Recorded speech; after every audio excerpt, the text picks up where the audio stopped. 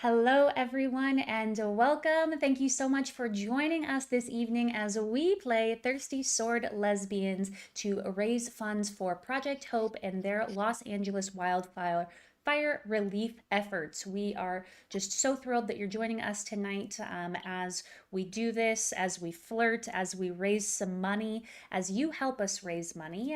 If you go to oops, I haven't put this in the chat yet. My bad, y'all. Um, in the chat, you're going to see a link that will take you straight to our Tiltify. Um, there you will see that there are so many different ways that you can actually change the game and how we interact with it as it's being played against your very eyes. So for a donation of $10 or more, you can gift anyone on screen a reroll, except for Klaus. And I'm not sorry about it. And neither is he. Um, Yeah.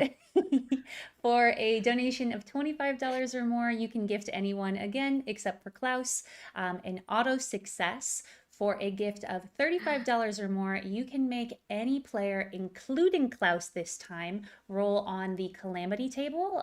If you've been watching my charity streams as of late, you know that it's pretty ridiculous.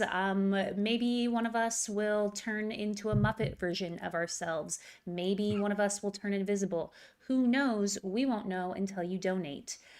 For a donation of $50 or more, you can name the next NPC that Klaus has to use. We're thinking things that are funny, like Bilbo Baggins, not something that's a slur.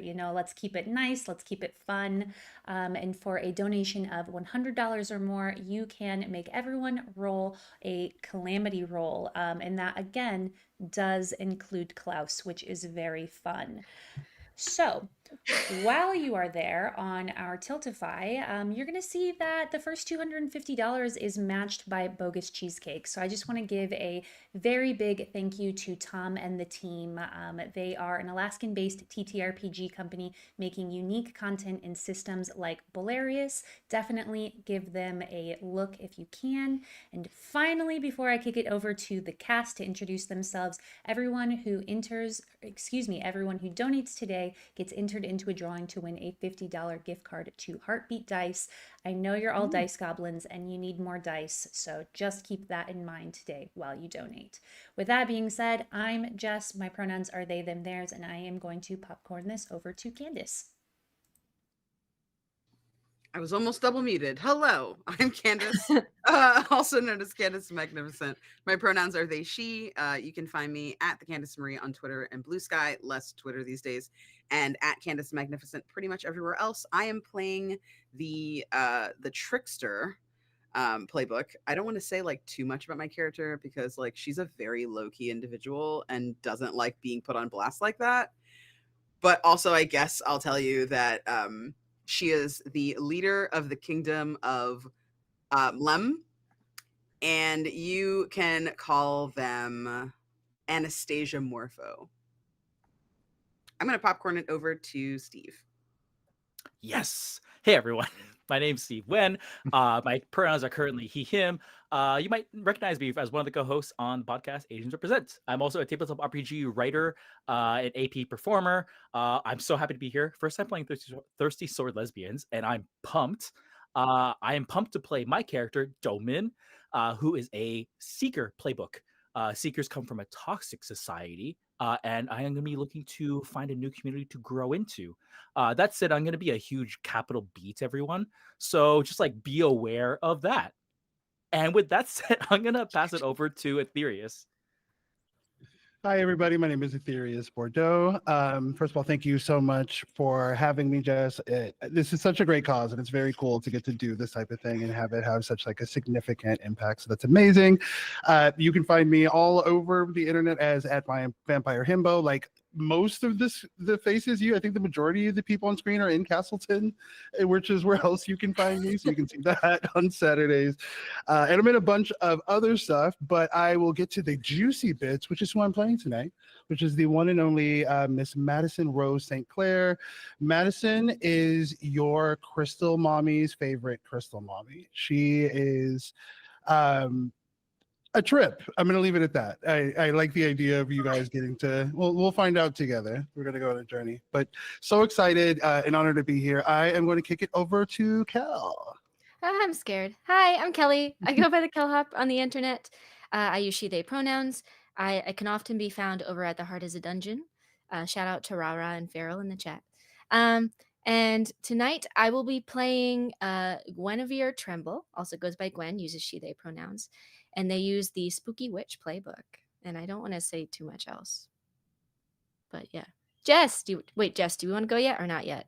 You last. I kind of was a silly cell and I introduced myself as a human, just the human bit, but I didn't do just the character who's also a human. I don't want y'all to think that there's going to be something really cool that I'm whipping out. My character's name is Chadley, who uses he, they pronouns, and Chadley is of the Scoundrel playbook. And you can't really see, but I am wearing one of my old rugby jerseys, and Chadley is a rugby player, specifically a scrum half, if you know what that means. And I'm going to toss it over to Klaus to get us started. Hey everyone, my name is Klaus von Hohenlohe. You can find me on the internet as the Dungeon Noob's Guide, where I'm teaching people how to play all sorts of games, including some Powered by the Apocalypse games like Thirsty Sword Lesbians, one of my favorites. Otherwise, I'm playing everyone else and the world, a mountain, maybe the sun in the sky. Who knows? Anyone could talk. It's my choice. But yeah, so anything else, Jess, or shall we just jump into things? Let's jump into it. All right. So we are in the country or the continent of Ater, a continent that is almost perfectly circular with 12 kingdoms going around it like the numbers on a clock. And at the very center of it, an impossibly tall mountain, the Stag Leap Mountain, and atop that, an impossible castle, the Castle Bateau. Every decade, representatives from each of the 12 countries ascend the mountain and enter into the castle, where they participate in the Cipher Ball, a contest between all 12 nations where they compete for a blessing from the enigmatic Countess Dracul, who has lived in this castle for centuries. Her power is vast, and every country wants a little piece of that power for their own to give their country prosperity for the next decade. We enter it as the ball has started. Each of the countries have gathered here, a cadre of nobles and diplomats, royalty and guards from each country, each dozens of people. But the people who truly matter the most in this little contest are the dancers. For you see, in the world of Ater, dance is a powerful force, and true dancers are more powerful than one could even believe. It's not just movement to music. It's not just art. It is the power to temporarily reshape reality and create things otherwise impossible. Feats of magic beyond what anyone could comprehend. And that is what this contest is all about. It's a dance contest. Everyone is gathered in the main ballroom. The castle has this typical Gothic flair to it. There are lit candles everywhere. It is vast with ornate sculptures, gold filigree, and everything you could imagine. It is so unbelievably large. And yet, the rest of the people here, there is a variety. We see people who seem to have a very fantasy feel to them, knights in armor and princesses in dresses. We also see people who are carrying boomboxes and look like they've just come from a disco. It is a strange amalgamation of so many different cultures brought here together. And with that, all the countries have begun to seat themselves at tables all around the ballroom. Each country has its own section where they're gathering together, but up at kind of a staged area where there is a little podium, on either side, there are the tables. And that is where our dancers sit. Now, before we get to our players, we have a number of other dancers. There are 12 countries, only 5 players. And so we see as the camera pans down this table, we see a huge muscular man with this very large but very, very well-kept beard sitting there. He must be nearly 7 feet tall and half as wide. We see a fairly bored-looking fairy tale princess. She couldn't possibly be less interested in being here, but her country has demanded it of her, for she is their best dancer. We see a man in his 60s who seems to be wearing an open Hawaiian shirt, bare-chested and round belly, covered in tattoos and piercings everywhere you can imagine. And even though drinks have not yet been served, he seems to already have one in hand as he laughs and chats with those beside him. We see a very stoic, sharply dressed person. They look to maybe be 18, and their suit pristine. They look absolutely wonderful, but they are quiet and don't seem to give anything away. We see an older woman with a poof of curly white hair and everything, who is smiling ear to ear, wearing a pinstripe suit and giggling and laughing as she's sharing stories with the larger man with the open shirt and tattoos and piercings. We see a very timid person with a very, very cleanly done suit, just kind of shrinking into their chair until someone from their country clears their throat and they promptly sit up as straight as a ruler. And then finally we see there is a woman wearing a cute pink dress, leather boots that go well up past the knees, and as she looks to her country, she lets out a hoot and holler, and they all cheer and holler back, all very much ready to party. But then we get to our main cast, the people we're really here to see. And so first, we get a good look at Madison Rose St. Clair.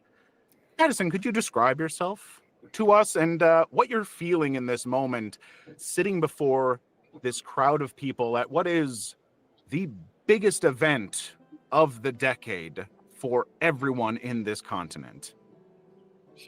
Namaste. It's good to be with you this evening. Madison St. Clair is impeccably dressed. She's wearing an amazing kind of like a very comfortable looking caftan that she has, and she has like a belt that is going around the waist that has been tied. She has big crystal earrings. One of them is amethyst, the other is more of a sapphire type of color. As of right now, you would see Madison St. Clair actually was booked to play the theremin here. And that's an important thing I think you should know about Madison Rose St. Clair, is that she is a professional theremin player. That is how she makes her money. So she is currently like killing it. I'm going to say she's doing a cover of Careless Whisper on the theremin right now. And once she finishes, she's going to wrap up. And you see her kind of approach the table with the rest of the contestants, doing a weird paradoxical mix-up of trying to be both approachable and look unapproachable at the same time. So you would see her kind of staring off into the middle disinterest, doing her best to seem disinterested, while also trying to ear hustle what's happening next to her. Wonderful. And sitting right next to Madison, we have Guinevere Tremble. Guinevere, could you tell us a little bit Yes. about how you're looking and how you're feeling being here in front of this mass of hundreds of people? Well, I feel like to establish how I'm feeling, we can take note of how she's sitting, which is leaned back in her chair, ankle up on her knee, a little bit of a man spread going on, is not shaken by this crowd, has come here focused and ready to do what they need to do. She's wearing a crisp white shirt, buttoned all the way to the top, very trim. A bolo tie with the charm in the middle being a tarnished silver skull. Suspenders, very nicely pressed, trim trousers, and boots at this point in time. She has platinum white hair pulled sharply back in a ponytail, not a hair out of place, and icy blue eyes that she has a pleasant expression on her face. She's ready to interact and engage, but she's also evaluating at the same time, clocking demeanors of different people, how to talk, how to just the general vibes of everyone around her. She's making mental notes. Perfect. Sitting next to Guinevere, we have Min. Tell us a little bit about what our dear Min looks like and how she is feeling in this how she's feeling in this moment. Well, first of all, the fact that Min has to introduce herself third will not be forgotten, nor soon forgiven. Min sits on a throne built out of red cloth and gold filigree. Monks, priests, and warriors flank the back here because, of course, we're at a table, so they can't just like be around her. But she sits well covered within this throne, kind of like a box situation with like curtains that have just a bit of sheerness. You can see her silhouette, but nothing else. Inside, Min is wearing 64 holy layers of cloth and is absolutely dreadfully alone. She can't see past her curtains, and she longs to know who's actually out there. However, she remains motionless, as is her duty. Wonderful. And sitting next to this motionless, incredible Min, we have Anastasia. Tell us a bit about you and how you're feeling in this moment. Anastasia Morpho is 6'5". She is super duper tall and very, very slender, almost uncomfortably slim. She's sitting down, her legs are crossed. It almost looks like she's a praying mantis who's like folded herself up into like a very thin kind of slash of a visage there. She has on a black kind of oil slick effect latex one piece that has a very deep V in the front and kind of a high leg effect around the outer edge of her hips. They are wearing some, like on their miles long legs, they are wearing these fishnet stockings that give like a really beautiful kind of airbrushed look to the dark brown skin underneath. On top, she has a little cape. The cape is not super long. It kind of goes down to like a waist length so that you can still see, the gams and everything. She has her face covered by an extremely large fan that has a rainbow of different like shapes and styles of stars across it on a black field. And she has on a pair of extremely oversized, adding to this very praying mantis look, extremely oversized black sunglasses that are like very big. It's like one big band that kind of has a little notch for the nose.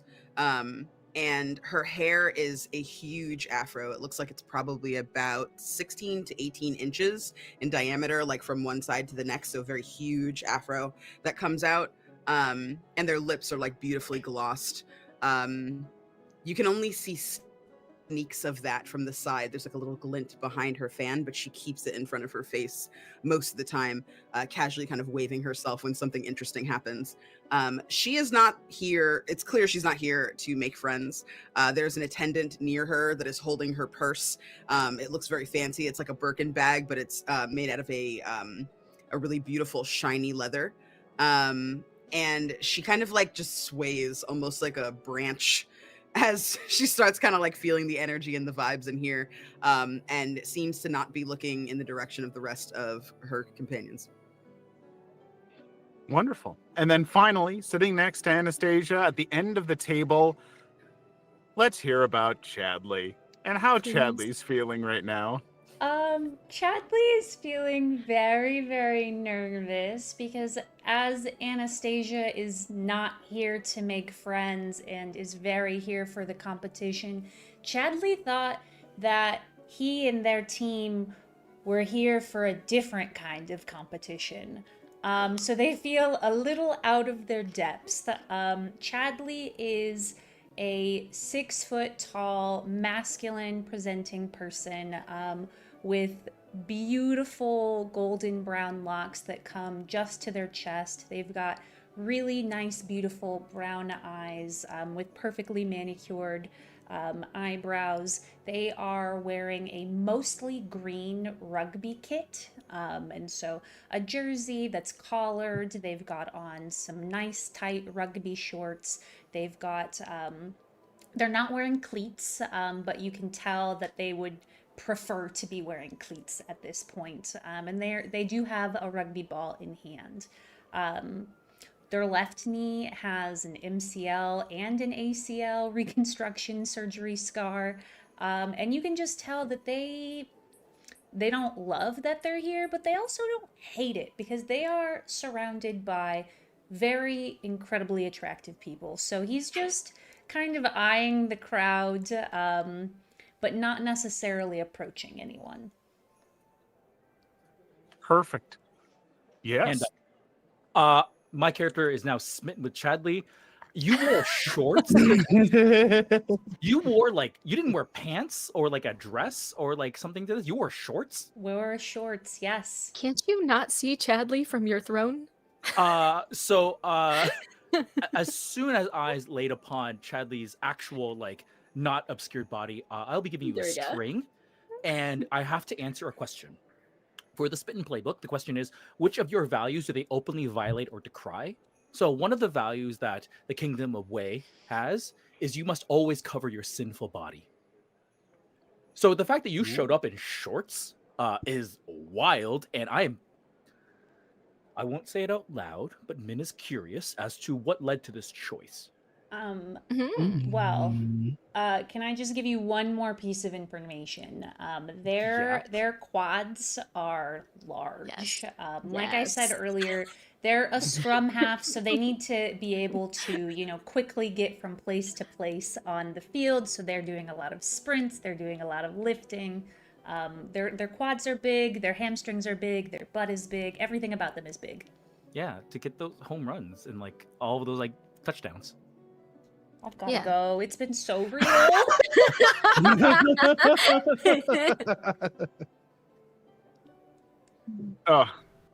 Wonderful. So yeah, we see all of these people lined up, these dancers. We see all of their various nations and whoever's kind of come with them at these tables, as we see this procession of robotic marionettes wearing fancy suits and dresses that come dancing out to a perfect rhythm together. Each one of these marionettes moves at a perfect synchronous beat as they march out holding various plates and carafes full of liquids and whatnot, and begin to serve up this huge meal to everyone involved. And as they dance out here doing these moves, people applaud and clap. It's quite a show seeing all of these sort of clockwork marionettes move so beautifully and precisely.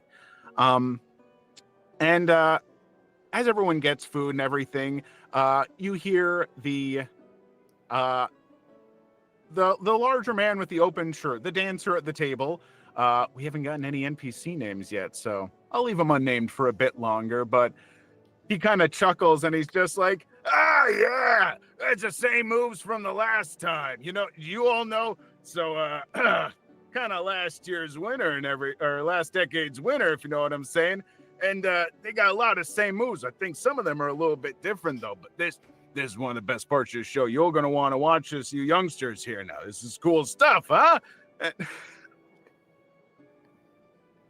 Anastasia looks at him with very high raised eyebrows. You can see them cresting over the top of their hater blockers, and they kind of turn and look at the others. So he's saying he's old? Is that the point?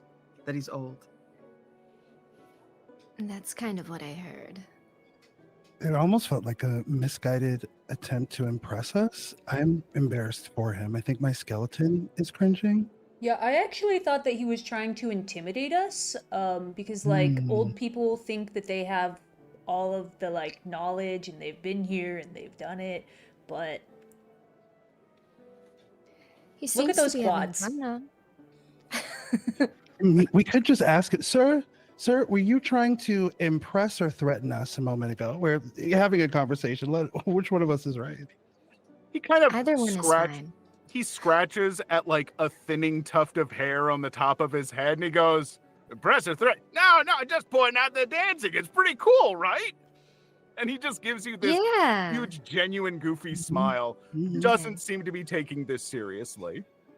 Anastasia I'm snaps, impressed. does a snap with the fan and just like turns back around. Mhm.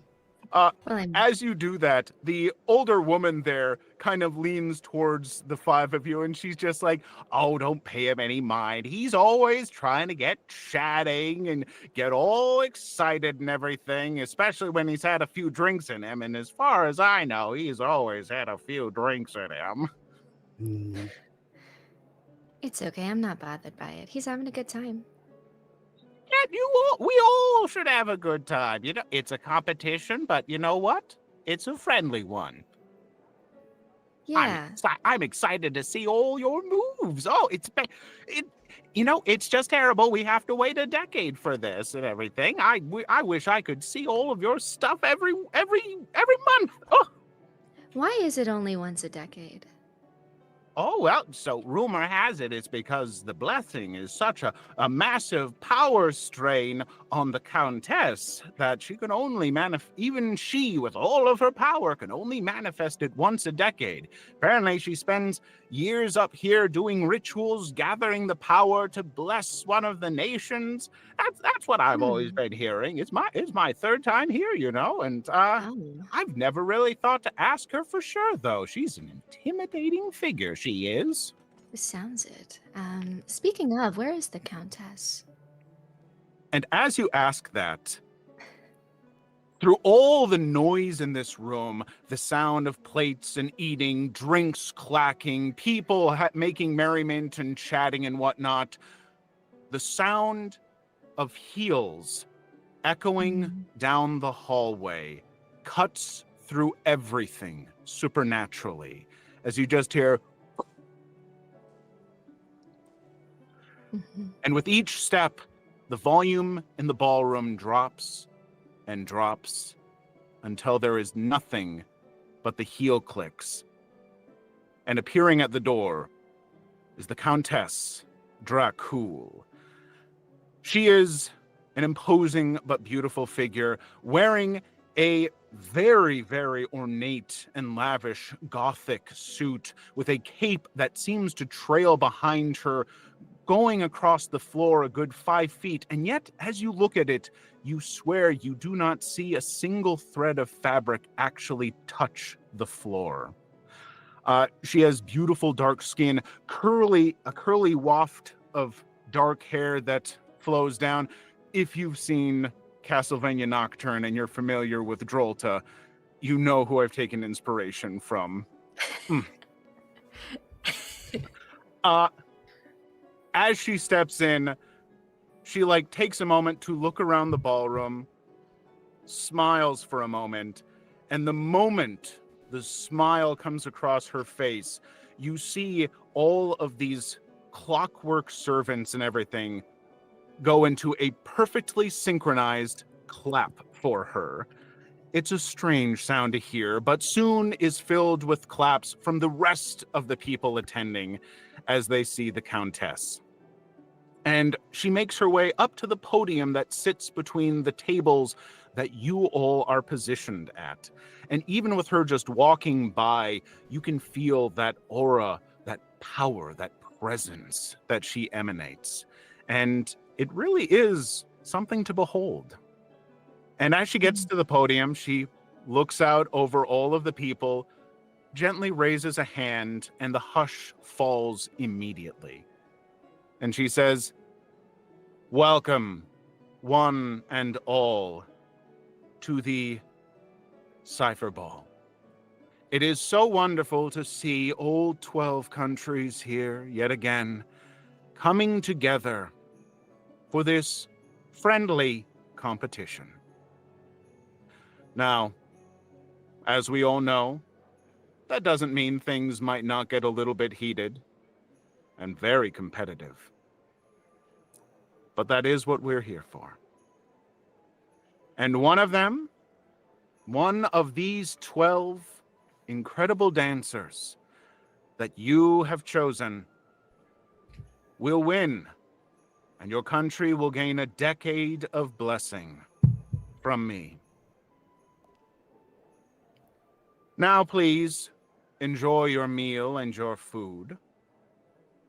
And once the final dinner bell has rung, the competition will begin.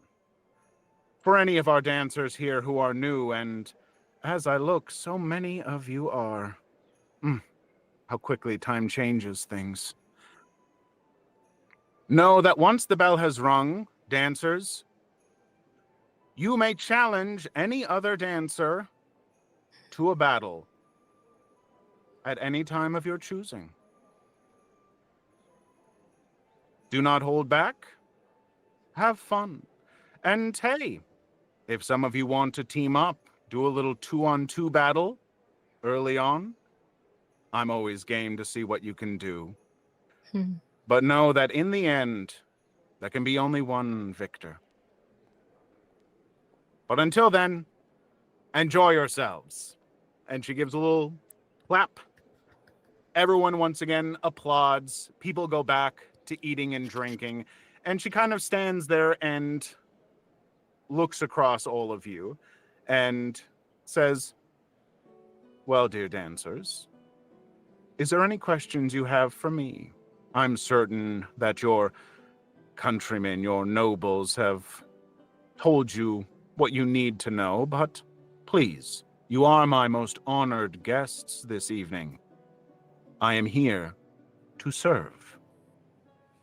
Anastasia stands up immediately and like flutters the fan. "Yes, I would like to know 2 things. Number 1, how are we being judged? And number 2, are you one of the prizes we can win?" Oh. She gives you just a devilish smirk and then says, "The dancer that initiates the challenge is the one who decides the victory condition of their dance.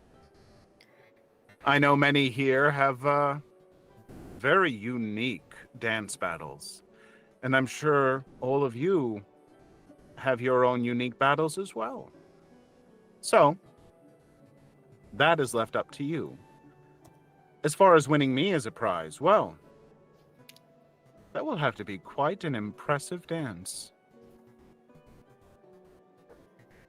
Chadley is just like flexing his quads as he's standing, just giving a little like calf stretch and then quad flex. But he is listening as they're speaking. The timing is golden.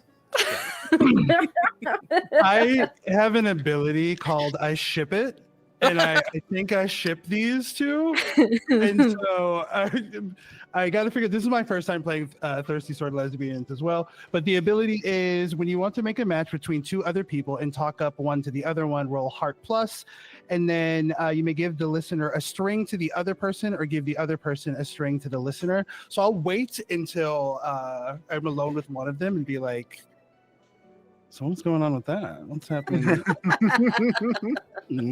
I love that because Chadley was not trying to like be impressive and catch the eye of the Countess. They were simply just flexing and stretching. Like, he's a little nervous. He doesn't know how to Oh, dance. no. I think that Madison is interested in Chadley, but Madison is shipping the Countess and Anastasia. Yeah. He's got his eyes out. He wouldn't, yeah. So once again, Wonderful. one of the two of you, I'm gonna be like, what that thing? What that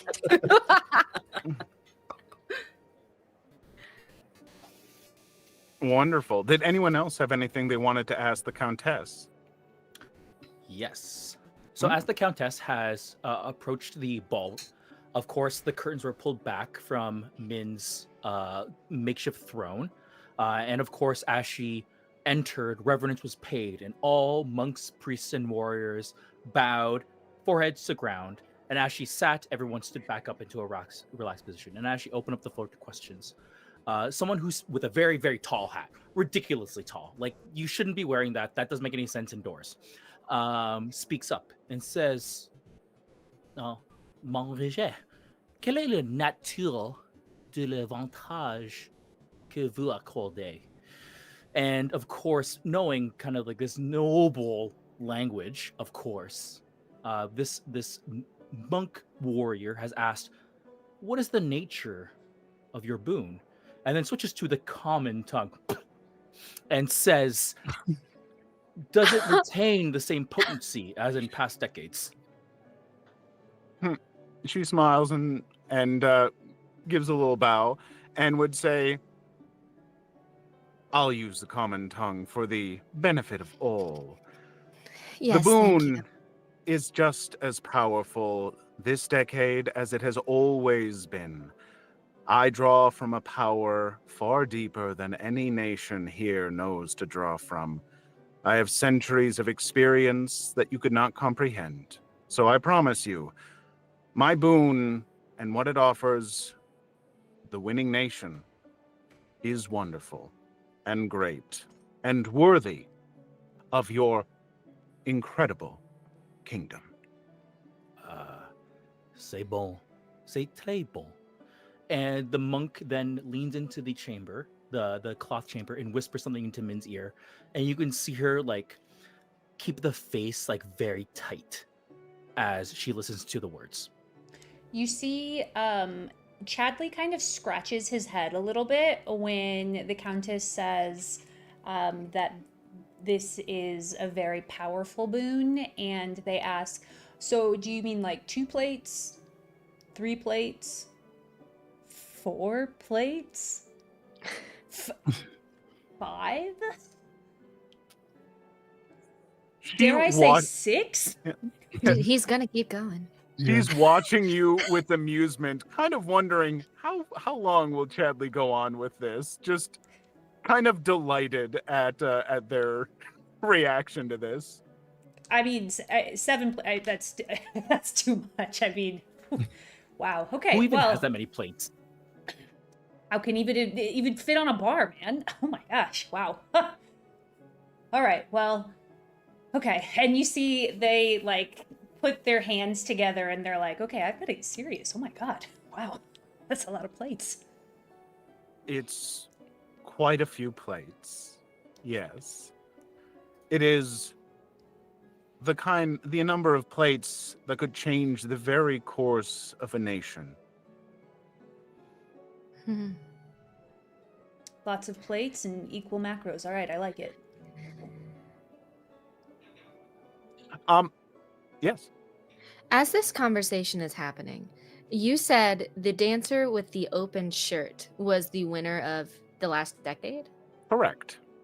Can I try to fluidly excuse myself from this discourse to actually go find out the nature of the actual boon? Yeah, absolutely. Okay.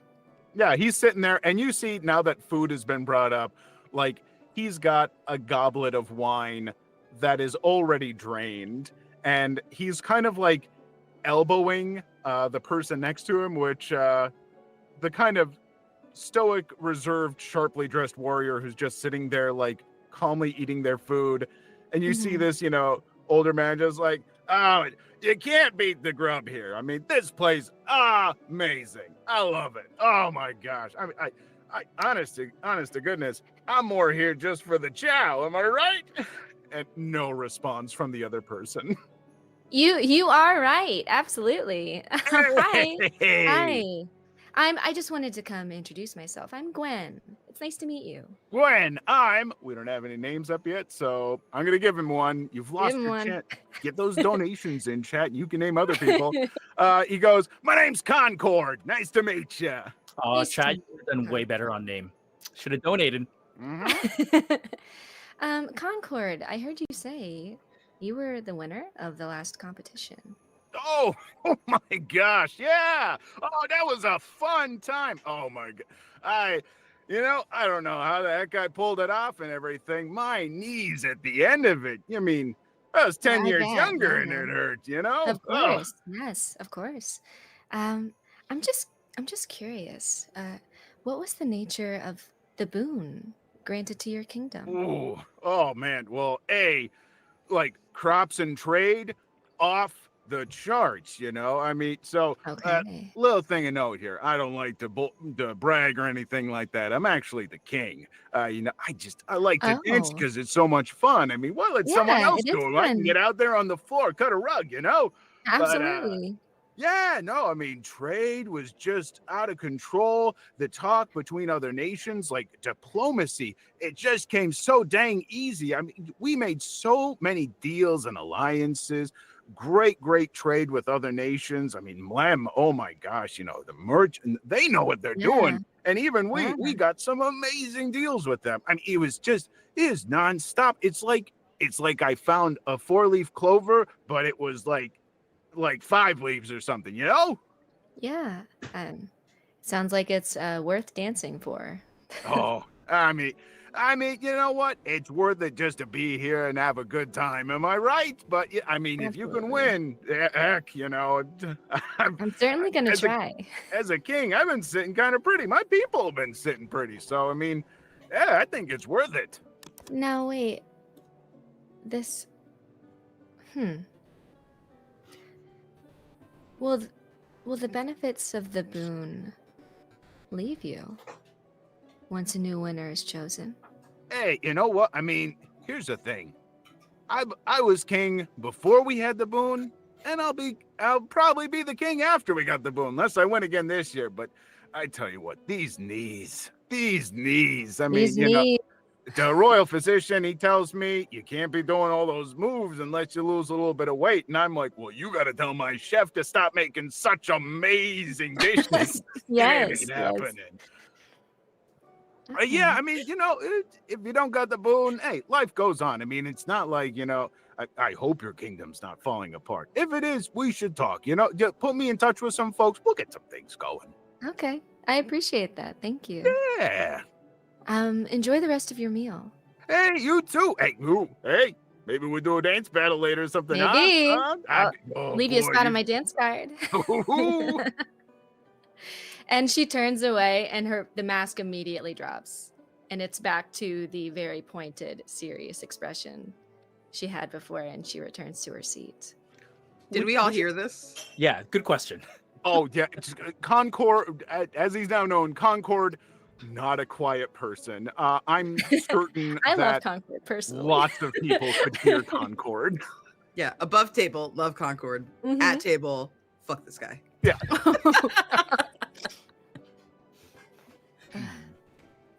All right. Anyone else have anything they want to do in this moment? So I'm gonna say that. You go first. what kind of dances are you guys planning to battle it out with? Why are you on a fact-finding mission? Oh. I'm just trying to be friendly. I'm happy to give you what I'm planning to do first if you want to go toe to toe.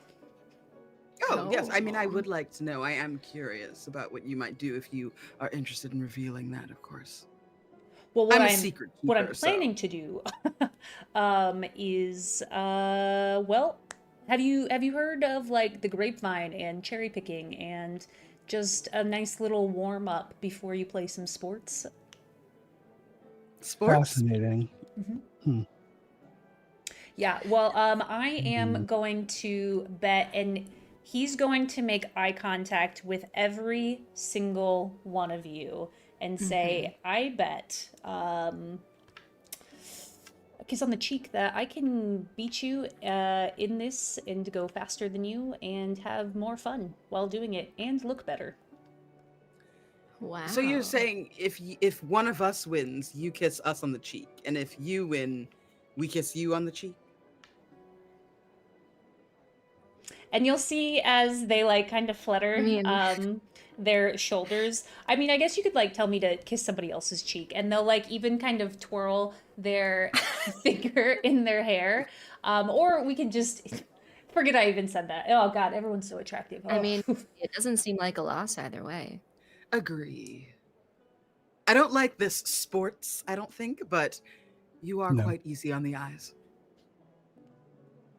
And they will again make eye contact with every single one of you and say, I actually had the same thought about all of you. Why? So Min kind of like whispers to chancellors and monks and priests and warriors, and they hush like psh, psh, psh, psh, psh, psh, over and over again. And Min looks to everyone and then gets out of her throne and says, "You, I don't know your name, peasant. Surely you come from some kind of difficult upbringing. You have my sword. I shan't let these competitors make fool of you. Is Let me Min take talking up to me? arms." Yep. Yeah, you're peasant. You're peasant number one. Mhm. I think the number one mean, is being peasant one, like, generous. Yeah. Min knows my name. at this Min knows my name. Yep. At this exchange from Min, the older lady with the curly hair and the pinstripe suit just kind of laughs and goes, "Oh, she's a hoot." But my sword is Yeah. yours. I cannot let you do battle in these what you call garbs. Look at you dressed like this. He looks Shameful. wonderful. He's gonna like pick up his kit and be like, "You don't like my jersey? I mean, it's my team. It's the Fighting Dragons. Jeez." No, I didn't. Not you dress shamefully in that. Clearly, the gods would look upon your garb and think, How Okay. dare you Okay. Say less. Say less. And he'll take his shirt off, and hand it to Min. Oh, okay. "Oh no." All right. There's like a Oh. hint Hmm. of cologne mixed with like masculine musk. After someone hasn't been sweating like ferociously, but like just It's good enough. stuff. Take my string. Take my string. Take all of them. Take all my string. Madison becomes a himbosexual in this exact moment. She has this sexual awakening where she's like, I think I like them hot and simple. As like, this "No." is happening, I think I like them Yes. hot and simple. I'm sorry. Yes. Yes. as this is happening, you see that essentially riding on one of these kind of clockwork servants that doesn't have anything above the shoulders, like there's no head, but instead a platform, there is a gnome in a very sharp little suit and everything, riding on top of this thing, holding a tray with this ornate bell on it. And he comes up to the countess and says, madam? And she turns around and goes, "Ah, yes, Mr. Metro.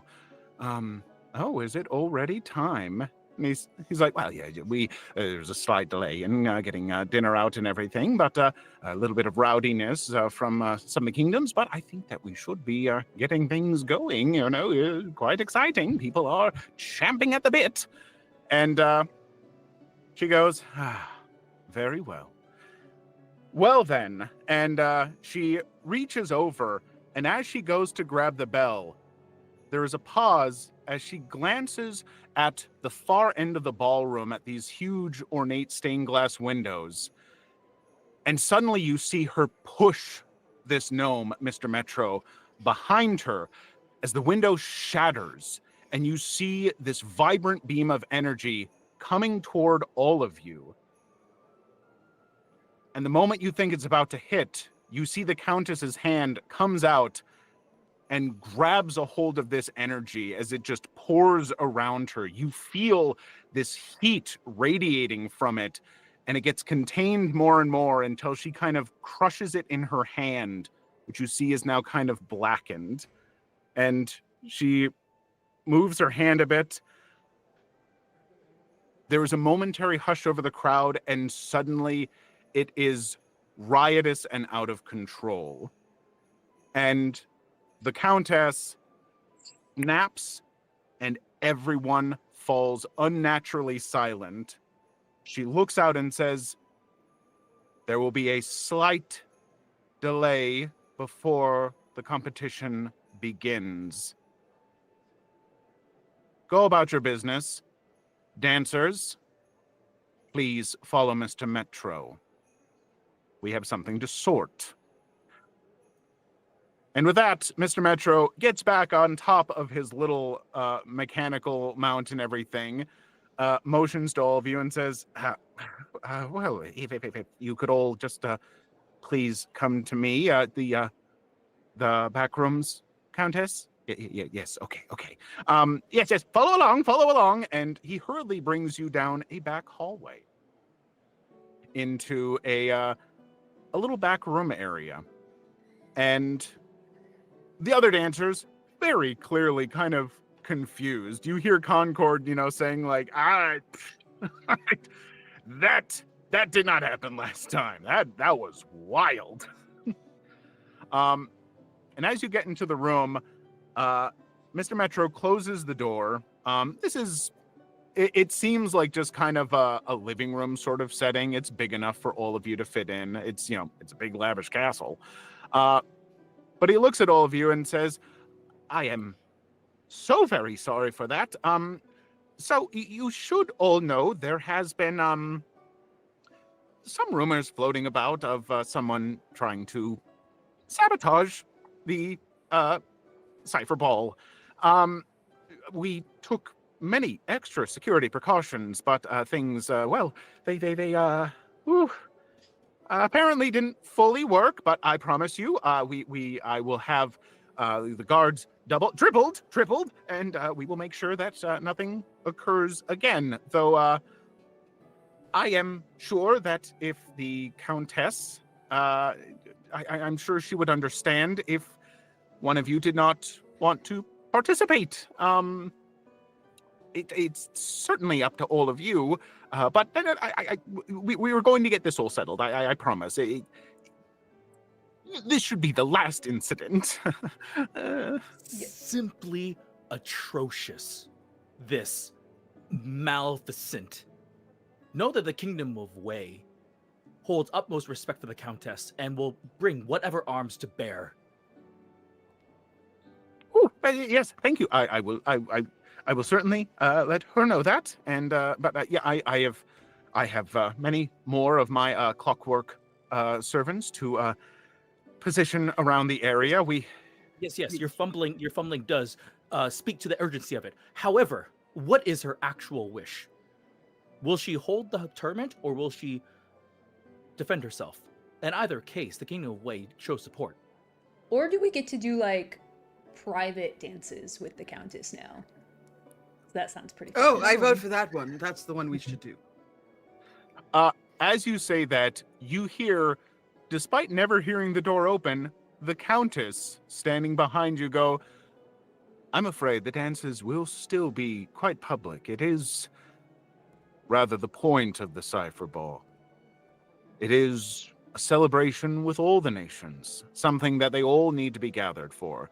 I do apologize to all of you for what has occurred here. Mr. Metro, if you would please go and take care of any security issues." And he fumbles over some more words, never getting a whole word actually out before he stumbles out of the room. And the Countess looks between you all and says, "You have my deepest apologies. I am afraid I must have grown lax over the centuries of holding this little contest. No one has ever been quite so brazen to do this. No one willing to risk losing out on the boon in such a way, but I have heard rumblings of someone who is hoping to sabotage the contest and take it by force. I had hoped we would have this taken care of, but clearly there are some risks here. So, Well, if Miss Countess, you have my sword, and by proxy, that means you have Min's sword because I have Min's sword. So, he'll look at the other three and say, "We have your swords, right?" I could use just like a smooch more info before committing. So like They'll walk this over feels and give very you a kiss on the cheek. Madison visibly has to like collect herself. Has a reaction that does not match the situation. She kind of forgets that people are there for a microsecond before snapping back out of it. Yeah, sorry. Fuck whatever. I was saying my story you wanted? Yes. I assure all of you, I do not want you to be putting yourselves in harm's way. Please focus on the contest, but if any of you are feeling that having your life threatened like this might be too much for you to handle, I would understand, and I'm confident that even your country would understand if you were not willing to go forward. And as she says that, the kind of, the person, the younger man who looked kind of timid, like scrunched up before, kind of raises his hand and says, I don't think I can do this, no. And she says, please, it's perfectly all right. I've never had to hold this with people's lives at stake, and I would never, ever force someone to participate in these circumstances if they don't want. If you'll just wait here in this room, Mr. Metro can show you to a safer area where we can have security posted so that there is no risk of any danger coming to you. Anyone else wanting to give up on the contest? I think Anastasia makes her way over to the more punk-looking contestant and kind of like looks down, like looming over her, since like she's very short in like her boots and everything, and Anastasia is gigantic, and kind of like leers down and says, you know, I used to tour with Rancid from time to time, and this sort of thing isn't what they would have found. What's the word they used to use? Authentic. You see, I have to do things like this because it's expected of me. But you and your kingdom, I would have thought you'd be above something like this. I don't know which power I'm trying to use, like which move. I think maybe it's an entice. I think this sounds like an entice. Mhm. So I would love if you would roll with heart. That was a mistake. I have a lot of that. But we're being bold. You got Yeah. you got a reroll from donations, by the way. Oh, true. Reroll. I only got a 4. Ooh, okay. That is an 8. An 8. So you can gain a string on them unless they decide instead to choose one of the options. Get flustered and awkward, promise something they think you want, give in to desire. I'm going to give you a string on them. And Jess, do we have some NPC names? We I would love do. to know what dancer number 7's name is. Steve, what is dancer number 7 named? This is our punk rock princess. Yep. I'm gonna go Avril Lavigne. Ooh. Is there like an apostrophe in there somewhere? It's L-E. actually a capital in the middle, and it's le, not Mm, la. So like it's very important that you get that right. got it. It's very important. Perfect. Avril will look back at you and say, I'm not above anything, though I do like getting under things. Maybe we could talk about that sometime? Anastasia, like, their sunglasses twitch as though their whole face has had a reaction, even though you kind of can't see it. And they kind of move the fan away a little, and you can see that they have like a little goatee and very beautifully, like almost lacquered over full lips that are like a metallic red. And she grins this like too large smile that feels like there's too many teeth inside her mouth and says, yes, I rather like being on top of things. So you keep me posted, and when you're ready, we'll set out some kind of schedule. Well, maybe I'll just see you on the dance floor. So, gotta let you know, I dance rough. Anastasia, like, just kind of tries to, like, hold in their emotion. And she twirls on one foot, and her cape slaps Avril in the face, leaving behind, like, the smell of, like, incense and, like, really nice spiced woodsy, but, like, with a hint of, like, florals. Like, it's, like, a really beautiful unisex kind of smell that's a little too sexy. And then goes back to where she was standing before.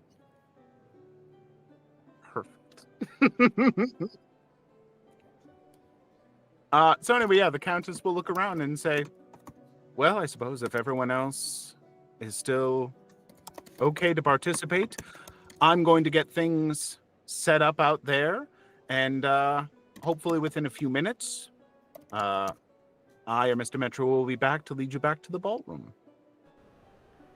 Oh, yes. Countess, you said that you heard rumors that somebody was going to sabotage the ball. Did those rumors suss anyone out? I wish that they had. I thought we had sussed things out when we had caught just kind of a rogue, unallied group of people who said that they were involved in stuff. Unfortunately, they were unwilling to talk and communicate. But I had hoped that it was just their little pocket resistance with no allegiance to any kingdom. But if there are still attacks, either there are still people like that out there, or, and not to cast any aspersions upon any of your kingdoms, but there is the slight fear that it could be one of you or one of your people trying to do this. Though I would certainly hope that's not the case. Though I would ask that if any of you hear anything, you do let me know. Absolutely. I'm always here to offer an ear. Well then, you all get settled. Try and freshen up. We'll have everything cleaned up in the ballroom and ready to go in a few minutes. So please help yourself to some refreshments in here if you want. There is a bar, of course, but otherwise, I will see you out there. Klaus, I have a question about the temperature of this room. It's cozy warm. I'd say probably 74. Okay. Put that in Celsius, Chadley please. does not. No. Chadley does not ask back for clothing, or, his jersey is still with Min, whatever Min has done with it. So he is just in shorts and calf socks. Yeah, Min hasn't stopped, so just clutching it. But not that close, kind of awkwardly far away. Yeah. I'm going to say that the moment that the Countess is out of earshot reasonably, Madison is going to turn to the group. Okay, so someone is 100% trying to murder the Countess, right? Can we agree on that? They're being pretty laissez-faire about an assassination attempt, I think. I would agree. Agreed. Yeah. Honestly, we should be getting some type of hazard pay or something. This is a hostile work environment, and this is honestly like not what I signed up for. So. Chadley gets in close and says, "You guys are getting paid?" No. No. Mon The paysan. the very large muscular man says, "I'm getting paid." I'm getting Oh. paid. You You're lucky not duck. getting paid? My kingdom Really? sent me here as part of a delegation. I Oh. have people that attend to me and make sure that I have what I need so I don't have to split my attention, they say with their face absolutely in the direction of Avril and the queen, like looking back and forth between the countess, not looking at any one of you while talking to you. Yeah, I mean, like, we have our team manager here and our water boy and our jersey manager too. Like, I don't know yeah, what but any of those words mean. I'm lost me there. that's fine. It's okay. Mon Dieu. So, to help the Countess, it would behoove us to draw out the murderer, or would be as such. That is a really good thing. Min, actually, what if we all go and enter into little one-on-one battles with other people and the winner gets information on motives? And he That looks is a great so idea. proud of himself. There's like a look of genuine, like, yeah, they're like, That was oh, great. wow. And then you see as a peck pops and pops and Oh. pops. He's just happy to see us. The peck punctuation. I feel like you get a head pat from Anastasia. Like a very How good. tall is Anastasia? 6'5". Oh shit, yeah. She is Mhm. taller than them. Mm-hmm. Mm-hmm. Klaus, wasn't there somebody that was like 7.5 feet that's here? The very muscular, like huge muscular man who said, I'm getting paid. He's about 7 foot tall. And this is different from the king. Correct. The It's king not the king Concord. is an older man, Okay. and I would say the king is probably like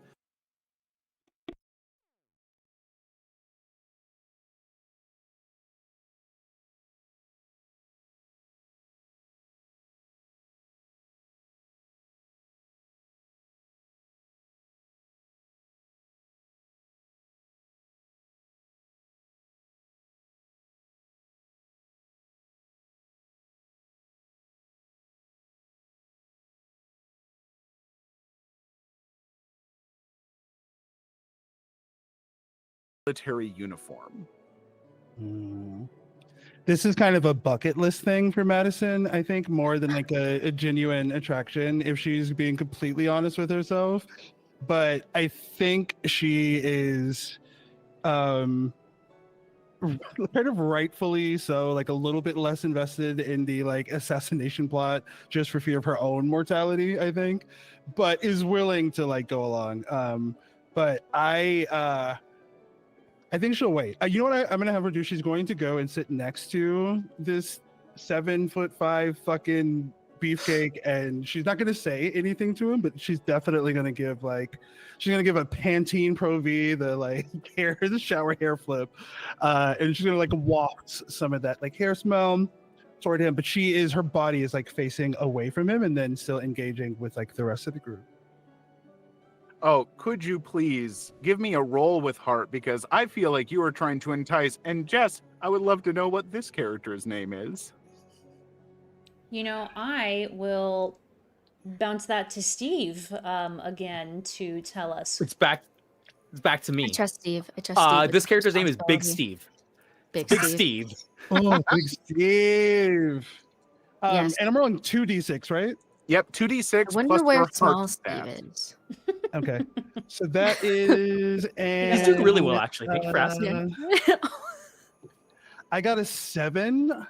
A 7. So that is, you gain a string on them unless they decide instead to choose one of the things. And I'm going to say, I'm going to give you a string on them as he like looks at you, and you see this like sly little smile as he goes, "And what is your dance?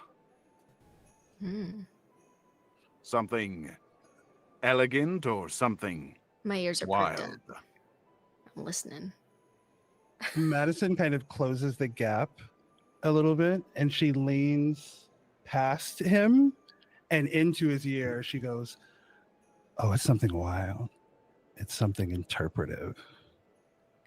Mm. And then she leans back and is going to throw her hair over like her shoulder. And she is a little bit more turned to him too, but is still she's very much trying to, again, paradoxically be unavailable and available simultaneously. It's kind of her shtick.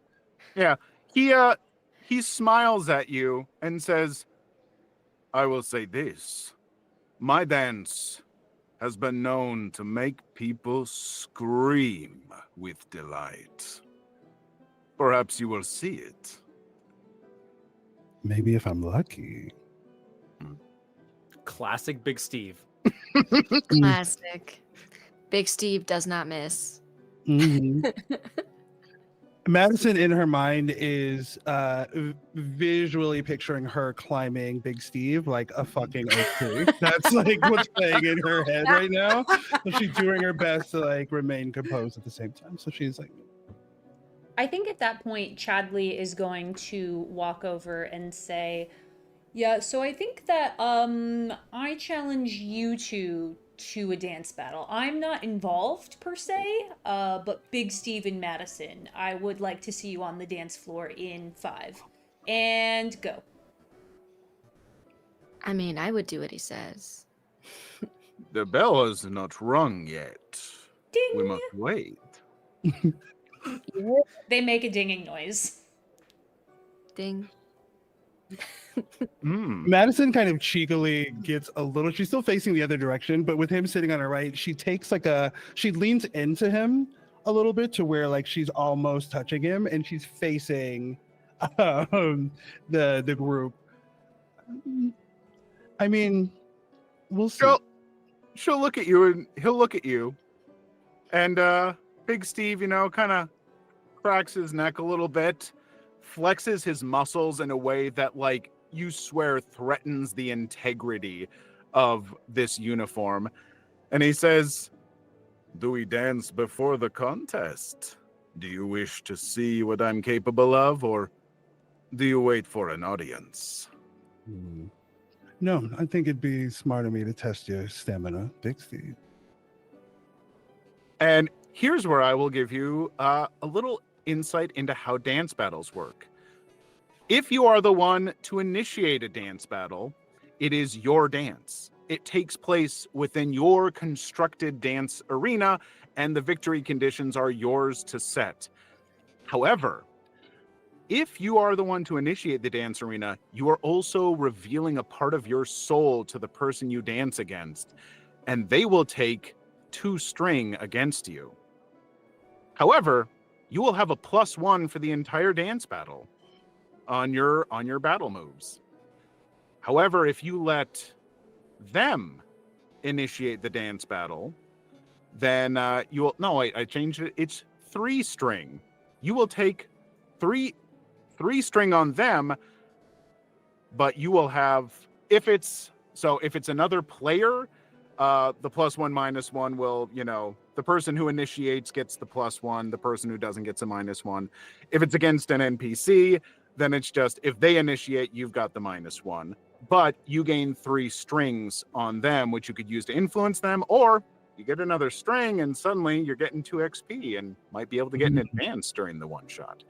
So, yeah, Big Steve will look at you and be like, "Well, do you wish to do my dance, or shall I offer ladies first?" I think ladies first. And I don't, so Madison is a nature witch. And I'm going to say that oh my God, I just thought about something. I'm going to say in this moment, she's going to snap her fingers And suddenly Madison is clad in like an all black like leotard. I don't even think it's a leotard.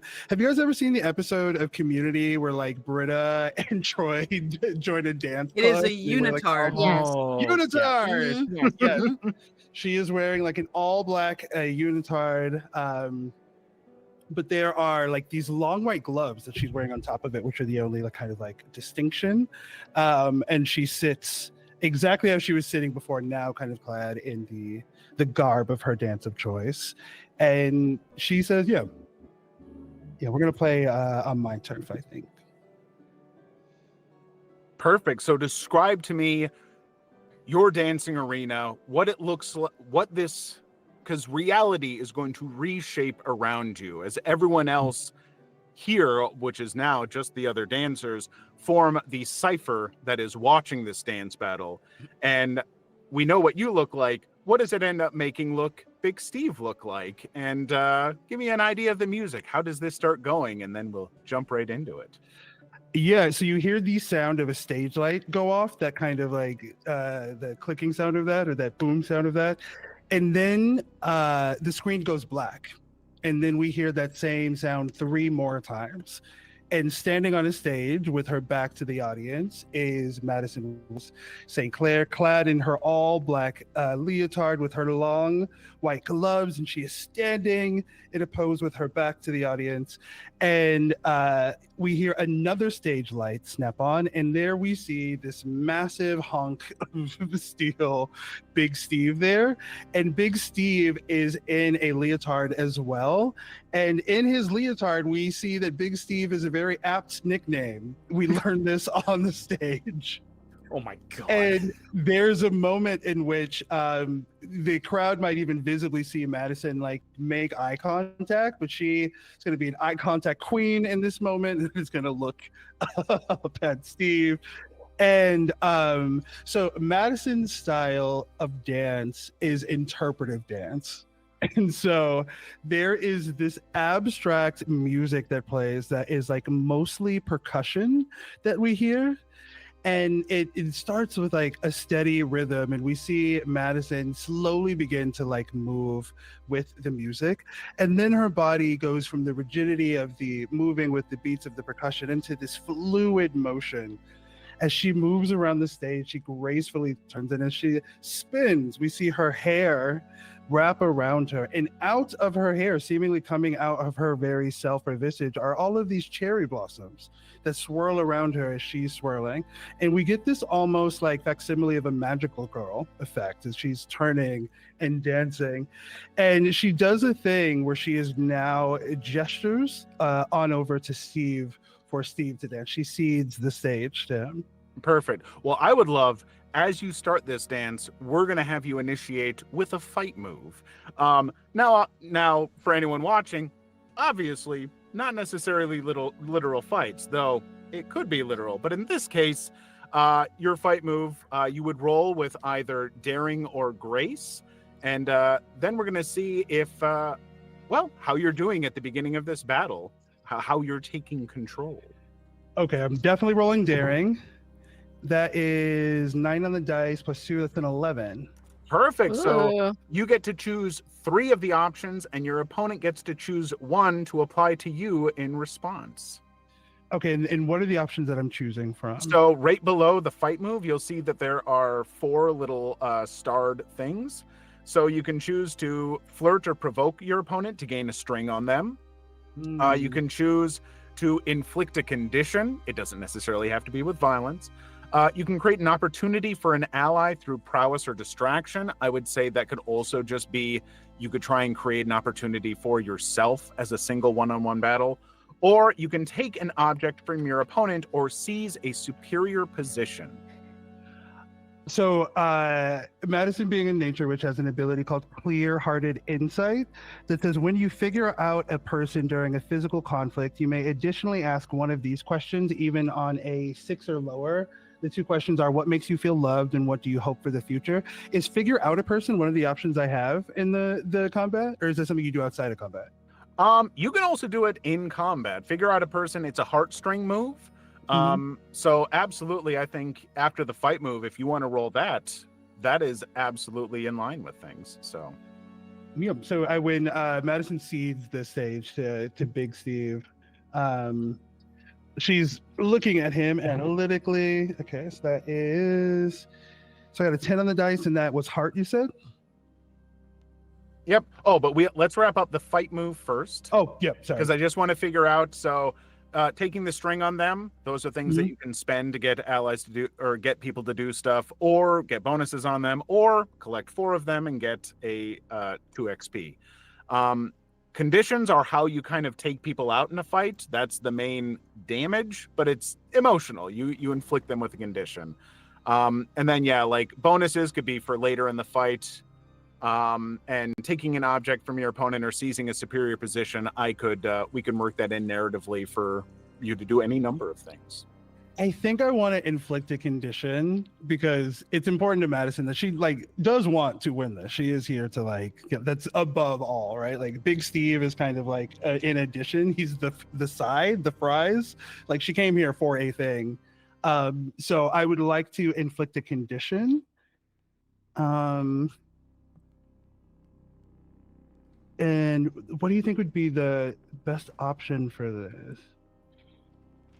Oh, for conditions, I can actually choose the condition. That'd be perfect. Love it. And everything. Yeah. I think especially suddenly being in like a leotard, seeing all this stuff, he's a little amazed, a little insecure at this moment as he kind of like sees these moves pulling in everything.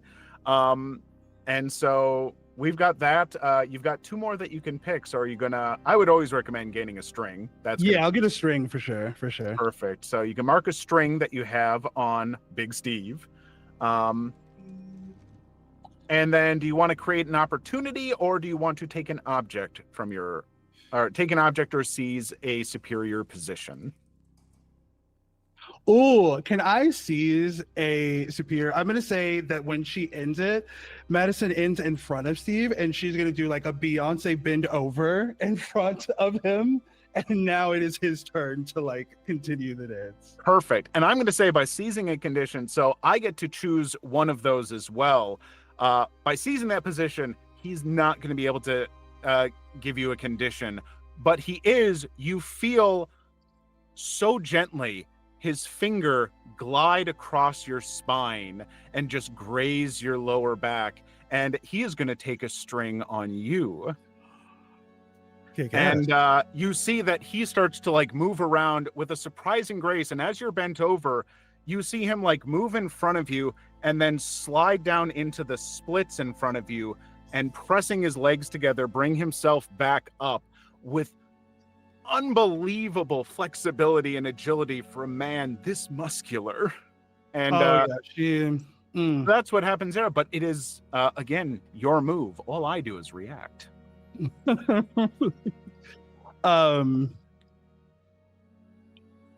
I think Madison does have to collect herself, but being a professional, she's been on the theremin circuit for a while, right? Our girl's used to being on the stage. She is used to being a performer, so she's able to rebound very quickly.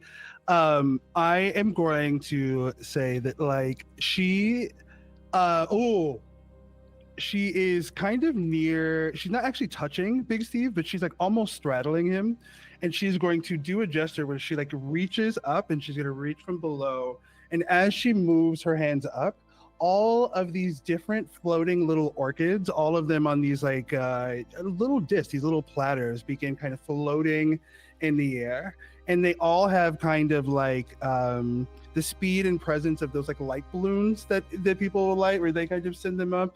And slowly, one by one, all of the different little lotus flowers kind of open up, and all of these little pink light motes start coming out of them. And it creates this beautiful illusion. And she continues to dance under these. And as she hits the beat every couple of bars, the color of the lotus and the energy inside them changes. And it creates this beautiful sparkly effect. And she, standing off of Steve, is going to do some very complicated and interpretive dance. I'm going to say She is trying to her inspiration right now. She's trying to interpretive dance the feeling of nostalgia. So she's trying to like use her body in a way that represents that concept, and she's very very into it. And then once again, she out of professionalism is going to cede the stage to her partner. Perfect. Well, roll me another fight, daring or grace, whichever you choose. Definitely daring. That's a 9 plus 2 is 11. 11. So that's another. You get to choose 3. Want to go with the same 3, basically? String, condition, and position? I say string, condition, and position. But this time, when Big Steve is standing up, I'm going to have Madison kind of jump on him. So she's like facing him. She's going to jump on him to where her legs are wrapped around him. And then she's going to bend herself backwards while she's still got her legs wrapped around him. And she's looking at the crowd. Perfect. And Steve's only got 2 conditions that before he's taken out. So describe to me how your victory looks in this and everything. Like, how is it decided? Everyone can feel and tell that you have won just by the power of your dance and them being within the cipher. So describe to me your victory and what all of this looks like. Yeah. So almost in a contortionist way, she is going to, as she's backbent off of Steve with her legs wrapped around him, she's gonna crawl under his legs. She like does this contortionist like circus thing where she crawls under like his legs, and then once she is standing up, she extends her arms, and behind her and out seeming coming out of like the back of her is some kind of energy. You see this faint like green glow. This wall of thorns kind of comes up. Think the Groot wall from Marvel Rivals, because that's where my brain is at right now. And you see all of these beautiful roses begin to grow from them, and it is gorgeous. The remnants of the lotus petals are still out there. They're now floating above the crowd. They're all over on top of the crowd like those balloons. And she is going to take a flourished bow, and then when she stands back up, suddenly, as with like a burst, many different types of flowers start bursting and blooming out of this wall. It's this gorgeous kind of, and they're all complementary. It's like a floral arrangement. And it has her initials that come up on it. Her initials is going to be spelled in the white roses, and then everything else around it is colored. She takes a bow. She is going to give like a knowing wink to Steve, knowing that she just like wipes the floor with this man, and then she was gonna hit a pose as she like kind of laps it up as she like takes in this moment. And as that happens, and the rest of you can sense that that Madison has been victorious, you see the room pull back into the reality it was. Still some flower petals and the scents lingering, and as they do, you see in the doorway the Countess, and she says, "Apparently you all didn't hear the bell ring. That's our first victory. The ball has begun." And with that, I think we should all take a nice little break. Oh man. I didn't That was realize hot. this game was. I thought it was a flirty game. This is a sexy game, isn't it? I wasn't aware that this was a fully sexy game. Yeah.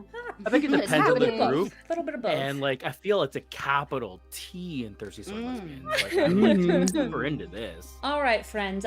What I would like from you is to check out our Tiltify. It's pinned in the it's pinned in the Twitch and in the YouTube.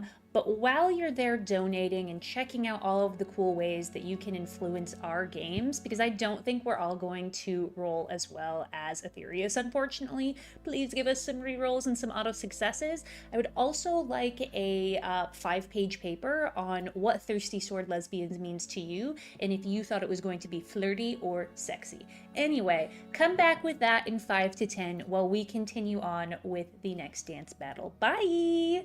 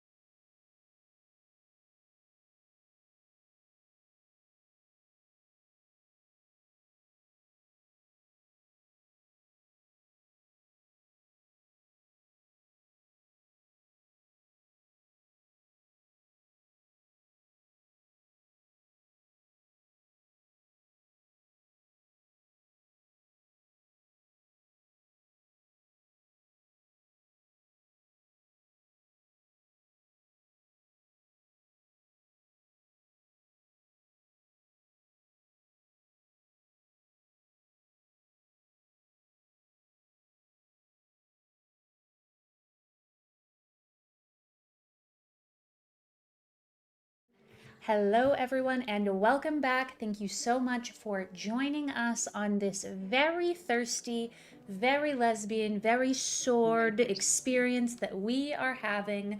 We are raising funds tonight for Project Hope and their Los Angeles wildfire relief efforts while playing, you guessed it, Thirsty Sword Lesbians.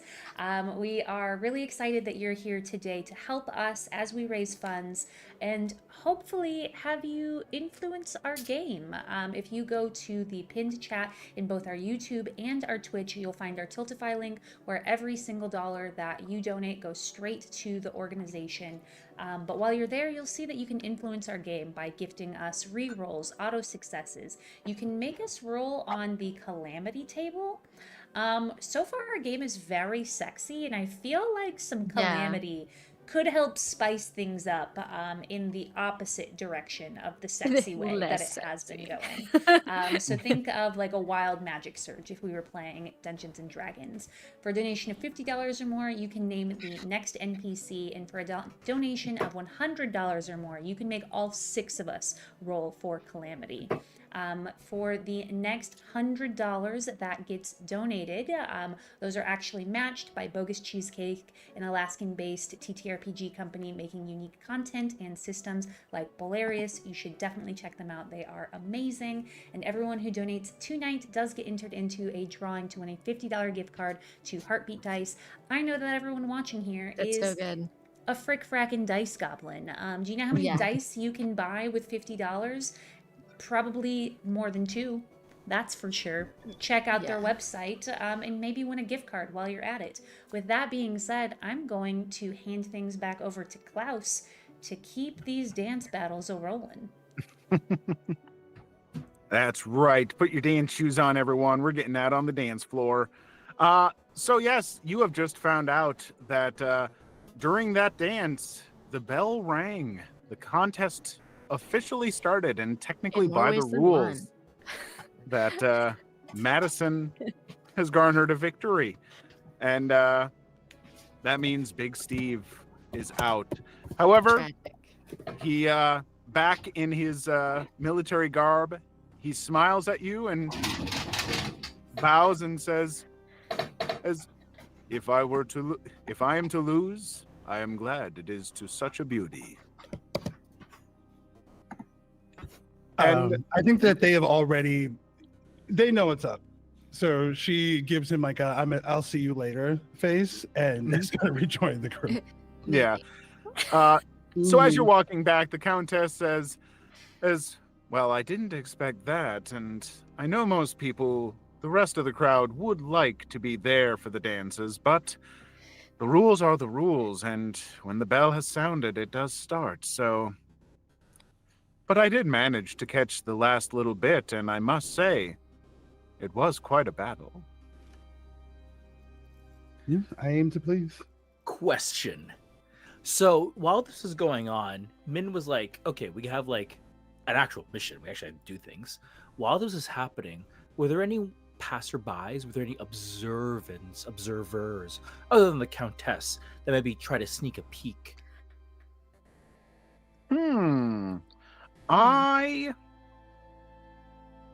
Let's see. I don't think that you noticed anyone, but I will say this. As you're looking around and trying to figure things out, you feel that as the dance was going on, you could almost hear the beat tapping along just to the music, and it was a little odd. Were they on beat? On beat. Oh, okay. Don't know if that narrows it down, but okay, interesting. Okay, I'm good. Perfect. So yeah, you are all led back out into the grand ballroom. You see that the stained glass window has actually been fully repaired somehow. The Countess's magic is great. All the people are gathered there, and as the dancers come out, they all kind of cheer and clap, and the Countess says, "Yes, indeed. The battle goes on with the rest of our contestants. However, I must announce that our dancers were doing a little practice and were unaware that we had actually rung the bell. And so, a round of applause for our first victor, Madison, for the Kingdom of Nivea. And Madison, the people that have come with you are hooting and hollering. And the Countess says, well, music shall be played, enjoy drinks, talk amongst yourselves, gather, and when the next battle happens, we'll all be here for that one. So dancers, do give us a good show. And as the ball kind of gets going and everything, Madison, I will say, you hear a voice that says, "Oh my God, Madison!" And you see your dear friend Kirsten. Look at you, the first big winner. But, I get it. I wouldn't want to perform in front of everyone if I wasn't super sure about my stuff. But hey, pick off the weak ones first, right? You're so good at that. I am. Oh, Madison, Kirsten, it's so good to see you. I'm so glad to have you here. You look so clean. Whatever you're doing different, keep it up. Oh, I've just been, I've been trying some new things, I was trying some of the stuff that you did, but I noticed how it kind of affected parts of me in unspeakable ways. That's just my skin because it's so delicate and smooth, and I can't do that kind of stuff. But I am so amazed at how good you actually look tonight. It's just stunning. I appreciate it. And it's really brave of you to be here as well. I know that you sometimes can't always, put your best foot forward. And the fact that you weren't able to do that and you still had the courage to show up and Madison gestures up and down. This, honestly, I could never be as brave as you. And she's going to tap Kirsten twice on the cheek and then walk away. So you won't see this, but there's the rest of the party going on too. But, there's the sound of a very, very loud slurp as Anastasia takes a big gulp of whatever is in this the stemware that they have, like really long. That was a really pleasant interaction that Madison just had. Just right over, and so Chadley's just looking at her with a thumb up, smiling. Yeah, it's my best friend actually. So I'm really glad that she's here to support you. That's really cool. Yeah, and Madison looks pained. Me too. So great to have her here. She's a pleasure. So I think then Chadley will reach out his arm and wave and say, it's nice to see you, friend of Madison. Madison's great. Hello. Did you see what she did out there? I mean, she's fucking stunning. Kirsten I don't will want to rub it in. Kirsten doesn't win many things, and I just let's not. Failure's rough. Kirsten will look back at you, Chadley, and smile, and then look at Madison and be like, "You're keeping such cute company." Mon paysan. Mon paysan. Yeah, and just lower that. Go to theories. Great to see you. Good to see you as always, Kirsten. Have a good evening. And there's a part of Madison that feels like Chadley caught a stray there, and so she does give him an earnest rub on the back, she's an asshole. That's literally all he's gonna say. Don't even worry about it. Do you want us to tell her that she's a bitch? Do you want us to kill her? Guys, let's parking lot. We have stuff to do. Let's circle back maybe about some of this, but not the time and place. And he's going to give you some winks as in we'll discuss this later. He's very clearly not denying the proposition, but it's this is not the... Later it is. Understood. Perfect. So yeah, you see the ball is going. People are chatting. There's a few people just normally dancing a little bit, having a good time from the various countries. You see the Countess in her seat watching over things. You see scurrying around with some of the little clockwork servants is Mr. Metro checking on people's drinks, but also like sending servants and everything to watch the windows and stuff. Seems very, very high strung after what's happened. Kelly. Can I get a quiet little corner with Chadley for a minute? Absolutely. Yeah. Hey, Chadley. How much do you want to win this? I mean, I do really like winning. Winning's pretty fun. It makes me feel really good. Okay. But I think the drive of competition is the best. And also, Okay. I'm not supposed to be here. You're not supposed to be here. At all? And he'll give you a sheepish smile. Yeah, I mean, I don't usually show up in my rugby kit if I'm not gonna be playing rugby. Okay. And he'll just leave it at that. Well, I mean, your grapevining sounded like it would be exciting to watch. Grapevines are a lot more fun when you're wrestling, but Okay. So I can tell you're a winner.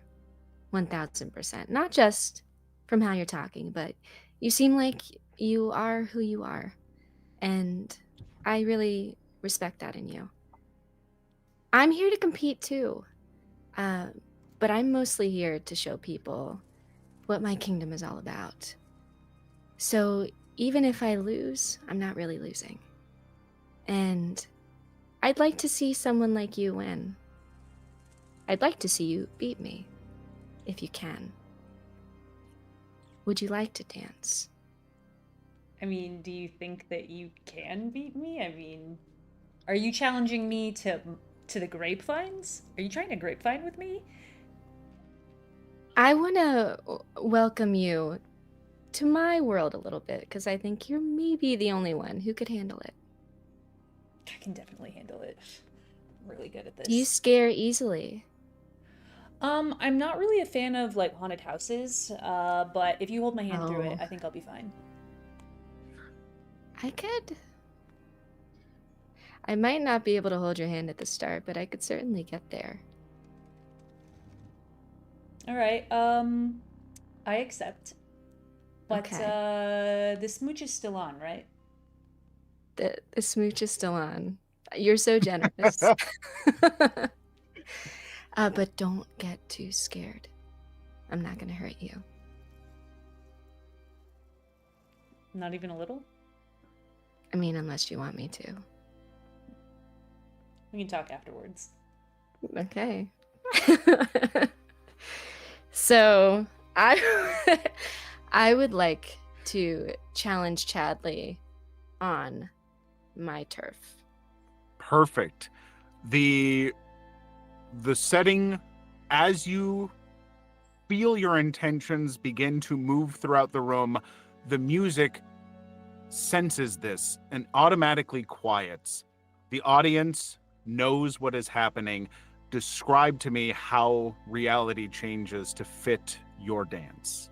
Absolutely. Well, first it starts with Gwen's approach. As they step up to the dance floor, you see come into view behind them, almost out of thin air, a dazzling swallowtail jacket that is seemingly lifted by spectral hands as it descends from the ceiling. And she holds her arms outward as it just slides onto her seamlessly. And Gwen is an entertainer, so she addresses the crowd. Many of you never come to Mortamicus. I don't know why. It's a budding, beautiful kingdom. And tonight, I've been sent by my patrons to show you what we're all about. Something old, and she flourishes one hand in the air, and a very tattered derby hat, matching her jacket, but it seems like it's been well worn, and something new, and a shining pair of leather tap shoes. And she releases the grasp on each, and the hat slowly rotates through the air to land on her head. And the shoes, as they float down to the floor, Gwen steps into them before they even hit the ground, as if they're sinking through water.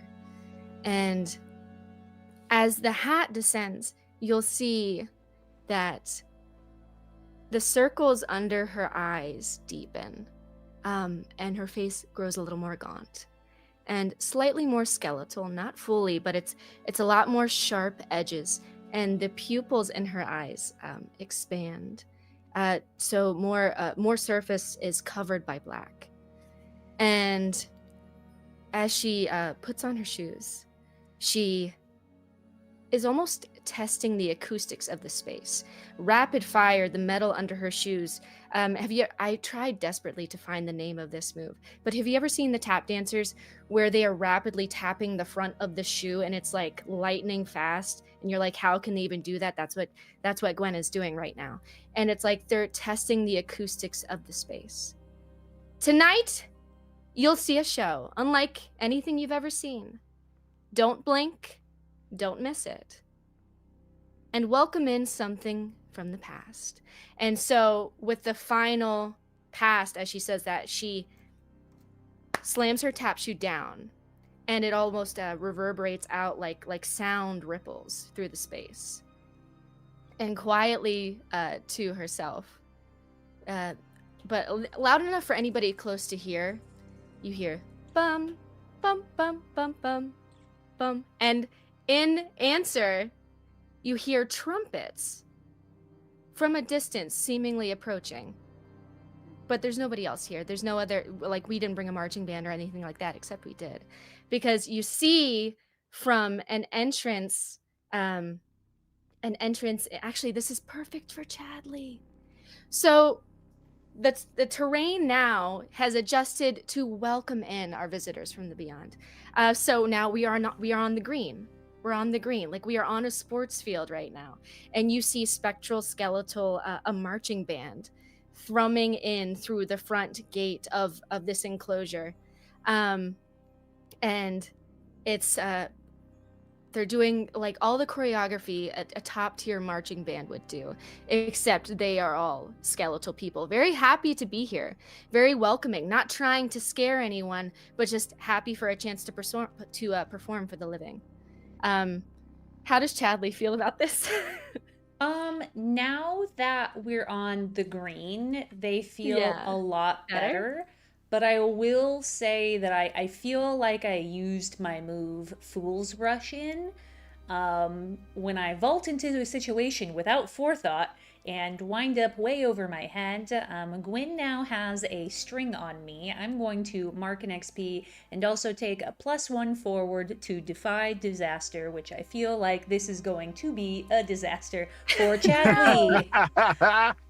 No. On the side where Chadley is, I think you see a banner rise up that says, "Go fighting dragons, go Chadley." And as Gwen's outfit starts to change, I think you see that all of the green, well, I mean, I guess he's kind of only wearing shorts at this point, shorts and shoes. But Sure. as Gwen's outfit starts to change, theirs also starts to change. The pants, or I guess the rugby shorts, turn black in color, and they're almost a tight leather fit to his very bulging muscles. And then they do miraculously grow a shirt, although Min is still holding the rugby jersey. And that shirt it's a collared button-up, but it's made of mesh, so you can still see their skin underneath it. And Chadley sees that you start tapping your feet, so they start tapping their feet.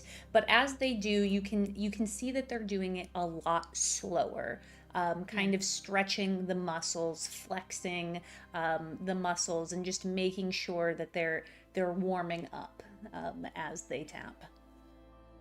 Incredible. Perfect. All right. And what are the others doing as you're watching this? Like, are you eyes focused on this? Are you kind of looking around the rest of the cipher? Anything like that? I'm into this. Madison all but has like glow sticks right now. She's like feeling it. Yeah. I would like to act after their first bout. So Min is like a little behind the ball on this one, if that's okay. Absolutely.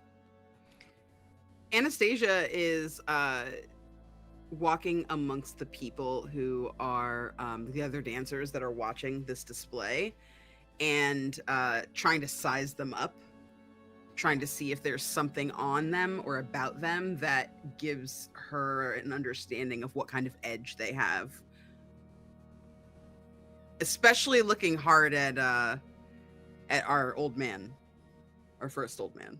That's Perfect. last year's champion.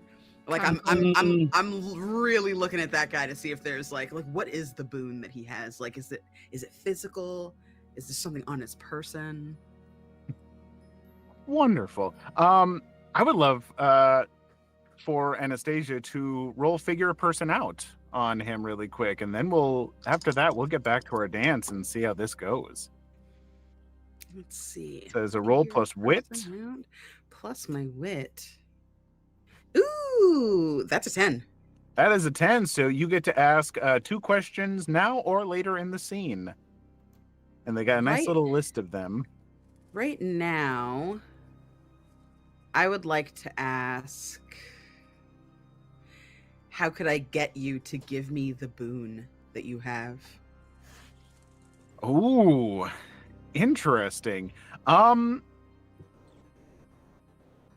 You feel that if you entered into a dance contest with Concord and asked him to like not win, he would be willing to. He doesn't seem to care that much about getting the boon so much as he does just being here and having a good time. Yes, but will he give me the boon that he has for me to then go throughout the rest of this engagement with his? You get the fans to feeling with how he Oh. described it Mm. that it's not something that he could probably give away. Ugh, He doesn't okay. seem to have like a tangible hold on it. I think then she just kind of pickpockets a few like accessories from people to make their costumes like a little less fancy and glamorous. Hell yeah. And then kind of just leans over, like on the wall, 1,000-yard stare through these like huge black sunglasses, waiting to challenge Concord. Yep. Waiting I for will the right get- moment. I will give this to you as well. A free little thing from the Figure It Out.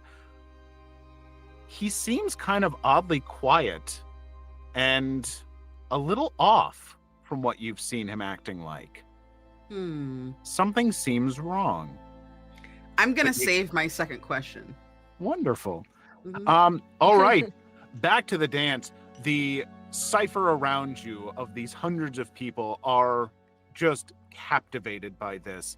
So I think the first move most definitely has to go to Gwen. So what is your, are you starting off fighting and trying to do a condition, or are you going to maybe do something else with it? Where are we going? I guess maybe. So, what are the conditions I can inflict? See, I don't think I necessarily want to do that to Chadley. Honestly, That's like Gwen is fully. Not that I want Chadley to feel like I gave it to them, but Gwen is fully content with Chadley winning this and just making it a good show. Mhm. So I think what I'm going to do. Let's see. So I think before Okay. we started, as we were still kind of going back and forth, would Gwyn have said we're going to tap dance?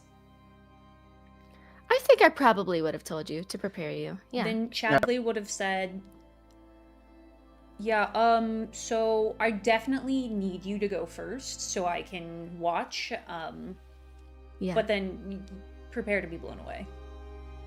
Oh, But I would like for you to start. Okay, absolutely. So I think what I'm gonna do is I'm going to commune with the unseen. And okay, what I get. I get to add 2 to this. That's a 9. A 9. Oh, it's not on the tab class. Oh no. Restless Unseen Cause. Oh gosh, what do I have to pick? Oh no. Oh, I'm gonna do a reroll. I have a reroll. What am I doing? You do. I'm a silly goose. That is so much better. That's a 13. Okay. So what I'm going to do to make Chadley feel even more at home with this performance, which Gwen is trying to aim for more of a group performance than a competition. But we'll actually bring in fellow spectral teammates from the beyond to share the field with Chadley. So Chadley now has a sporty entourage to perform with if they so choose. Wonderful.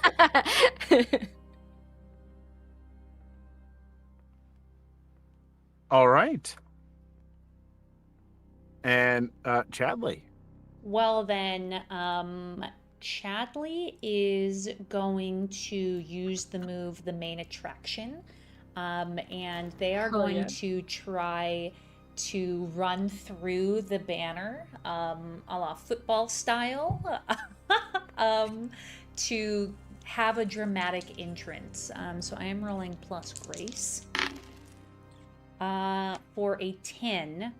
So I get to choose 2. All attention is focused on me for a moment. I hold the attention of one person for as long as I deliver a dramatic speech. Take a string on someone present. Take +1 forward. I think that I don't necessarily want all of the attention focused on me because I don't feel super comfortable tap dancing yet, but I would like to take a string on Gwen, and I would like to take a +1 forward. And so I'm going to go out on a limb here and say everyone present at this table has seen the Rocky Horror Picture Show and knows what I'm talking about when I say Little Nell's tap dancing routine as Columbia. Yes. And so looking over at Gwen, I think that Chadley kind of gets the idea on what is supposed to happen, rushes through the banner and just immediately starts tip, tap, tap, tap, tap, tap, tap, tap. And I think as like the rugby team of spectral dancers behind him kind of fan out and do the same. So good. Perfect. And that would give you a total of 4 strings on Gwen because Gwen initiated the dance and revealed herself to you. So that means you have 4. You could do a string advance at some point. Level up. Can you remind me what a string advance is? So a string advance, you have a profound insight and learn something about them that even they don't know. The player tells you what you learn. And then it's up to you if you share that insight with the character or not. And in addition, clear all but one of your strings on them and gain 2 experience points. 3 experience, and you get an advancement, so you get to choose either upgrade one of your stats or pick a new ability.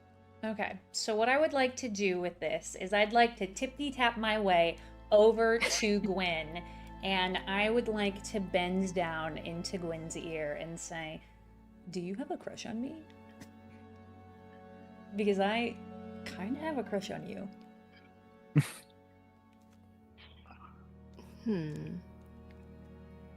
You know what? Yeah.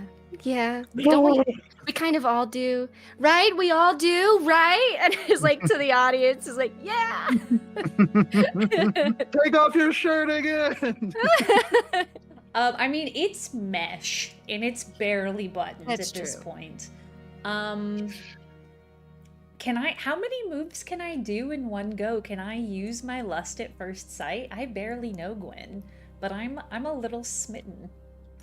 Oftentimes with players, I like to go a little bit back and forth if possible. So if Gwen, if you have something you would like to do in this moment in the dance, you can. But if you'd like to hand it back to Chadley, that's up to you. I mean, if Chadley wants to take the initiative, go right ahead. Well, so I'm not necessarily I did just declare. I don't want to say that I have to declare my undying love. You know, I we're think- not there. I We're think not that's a quite little there. too much. I think that Gwen might be like, ugh. Yeah. So I'm gonna keep that and just stuff it deep down inside. But I did declare that I have a crush on Gwen. So I give them a string on me. And I'm going to take another +1 forward to any act I think might impress my new interest. And so I think what I'm going to do is say, will you trust me on this one? I feel like I would trust you with all things. Yeah. Chadley backs up and holds their arms out and gives a motion to do the lift from Dirty Dancing. I was like, are you dirty dancing right now? I thought you'd never ask. And she fully tip taps their way over there for the lift. Perfect.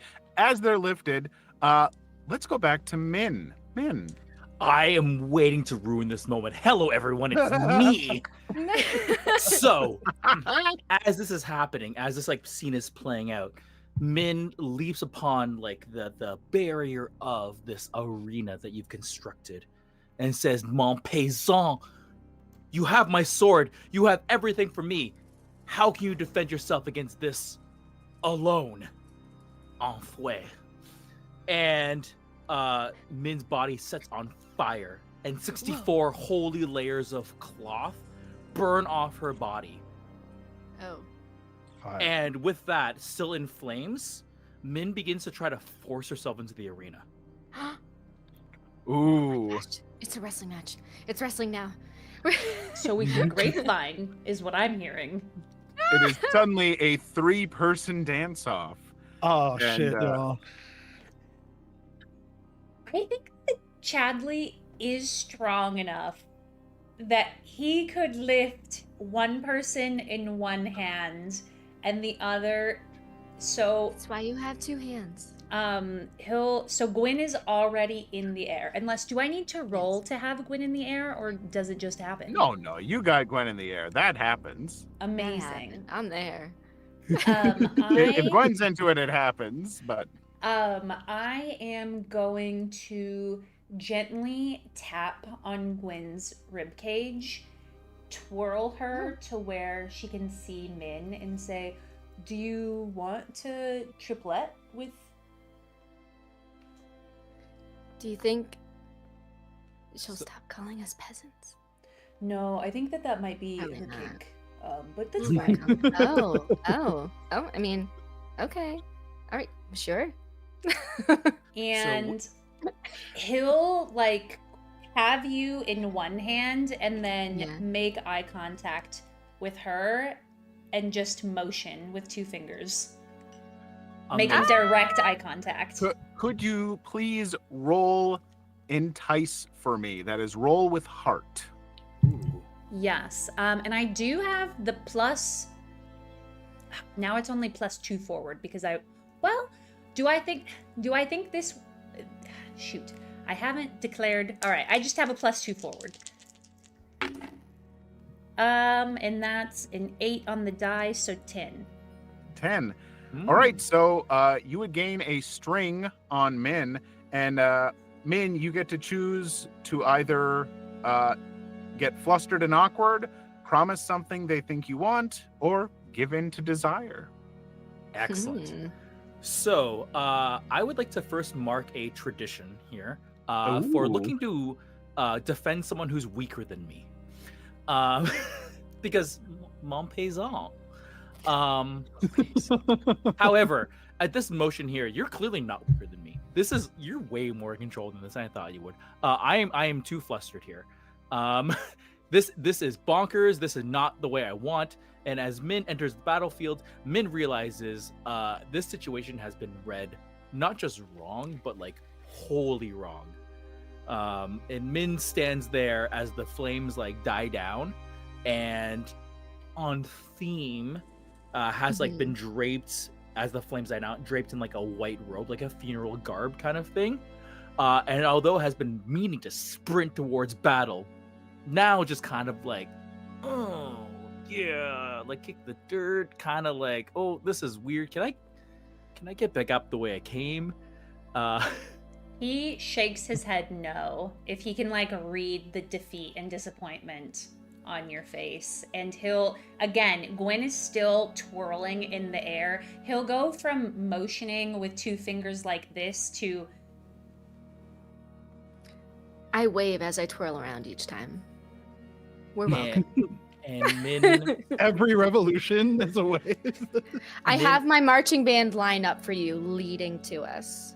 and Min kneels down on both knees, puts her forehead into the ground, and wishes she wasn't here. As she turns bead red, as if blood were seeping through the white cloth she was wearing. Oh, that sounds like Min. I think you're so overwhelmed right now. I'm going to give you a stagger move. And with that, you have 0 conditions at the moment, but you get to choose that you can either, with 0 to 3 conditions, you choose to lash out at someone who regards matters to you, provoke them to do something foolish or harmful, or and take advantage of a string on them if you have one.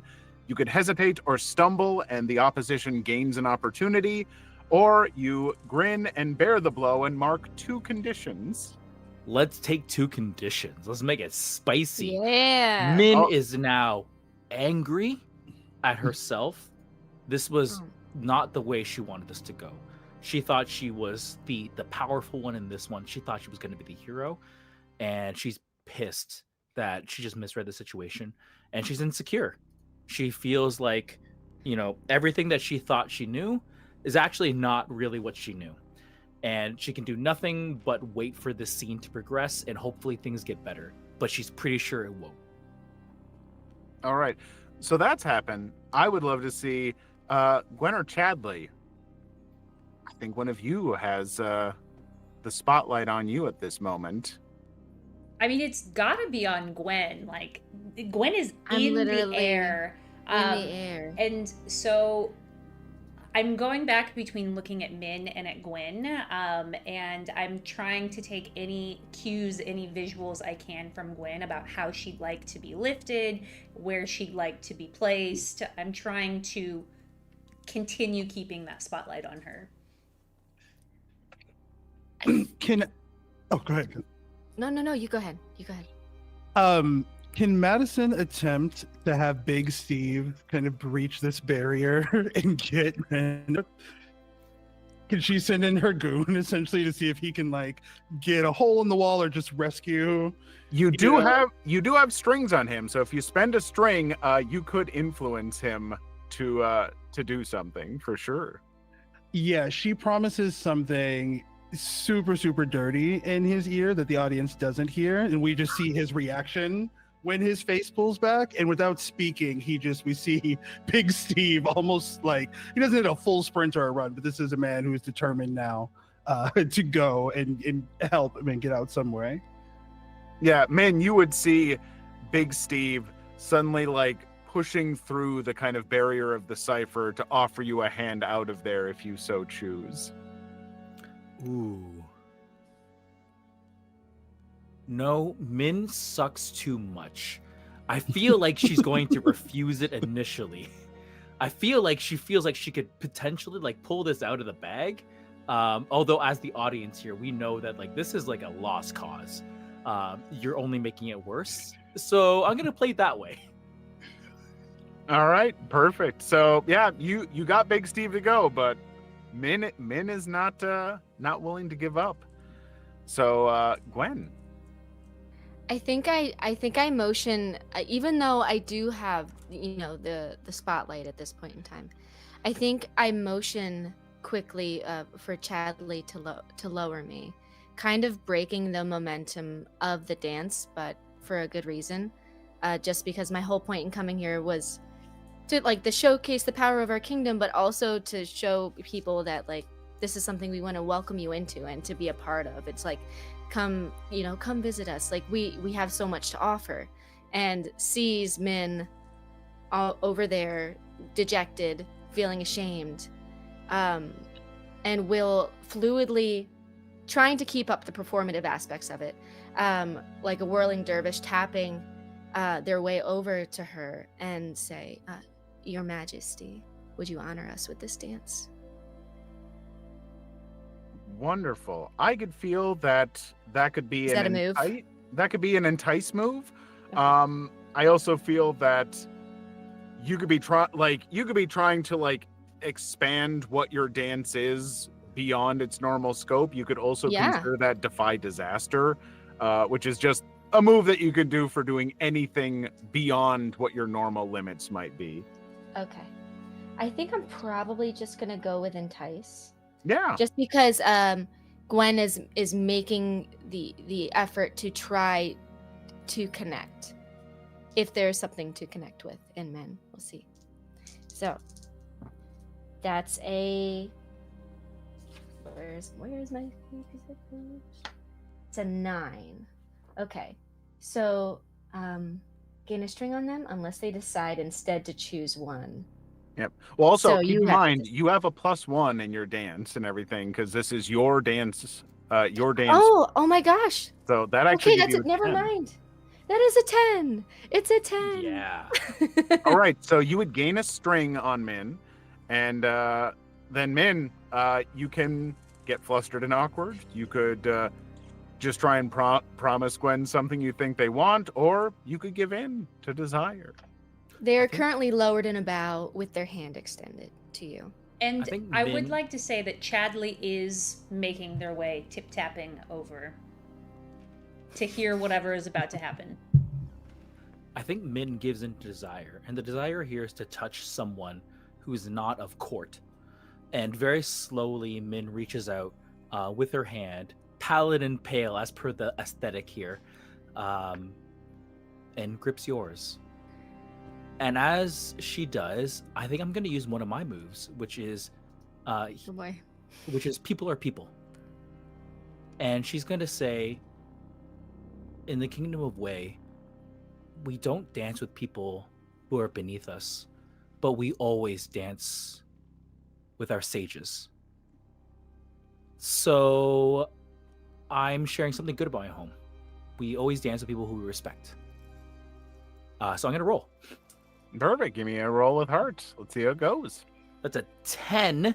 10 is all I get, but I'm going to choose 2. So I'm going to share something good about my home, which I already did. I'm going to clear a condition, and I think I'm going to clear angry. I'm not angry anymore. This is relieving. Wonderful. And I'm going to admit a flaw about my home. And I'm going to say at the very tail end of that, maybe we should dance with more people, regardless. And I'm going to gain 1 forward. I think that's always a good idea. Wonderful. As this is happening, Anastasia, you've been keeping an eye on this, but also a side eye on Concord, who now seems kind of like he took a seat, but now seems like almost kind of doubled over.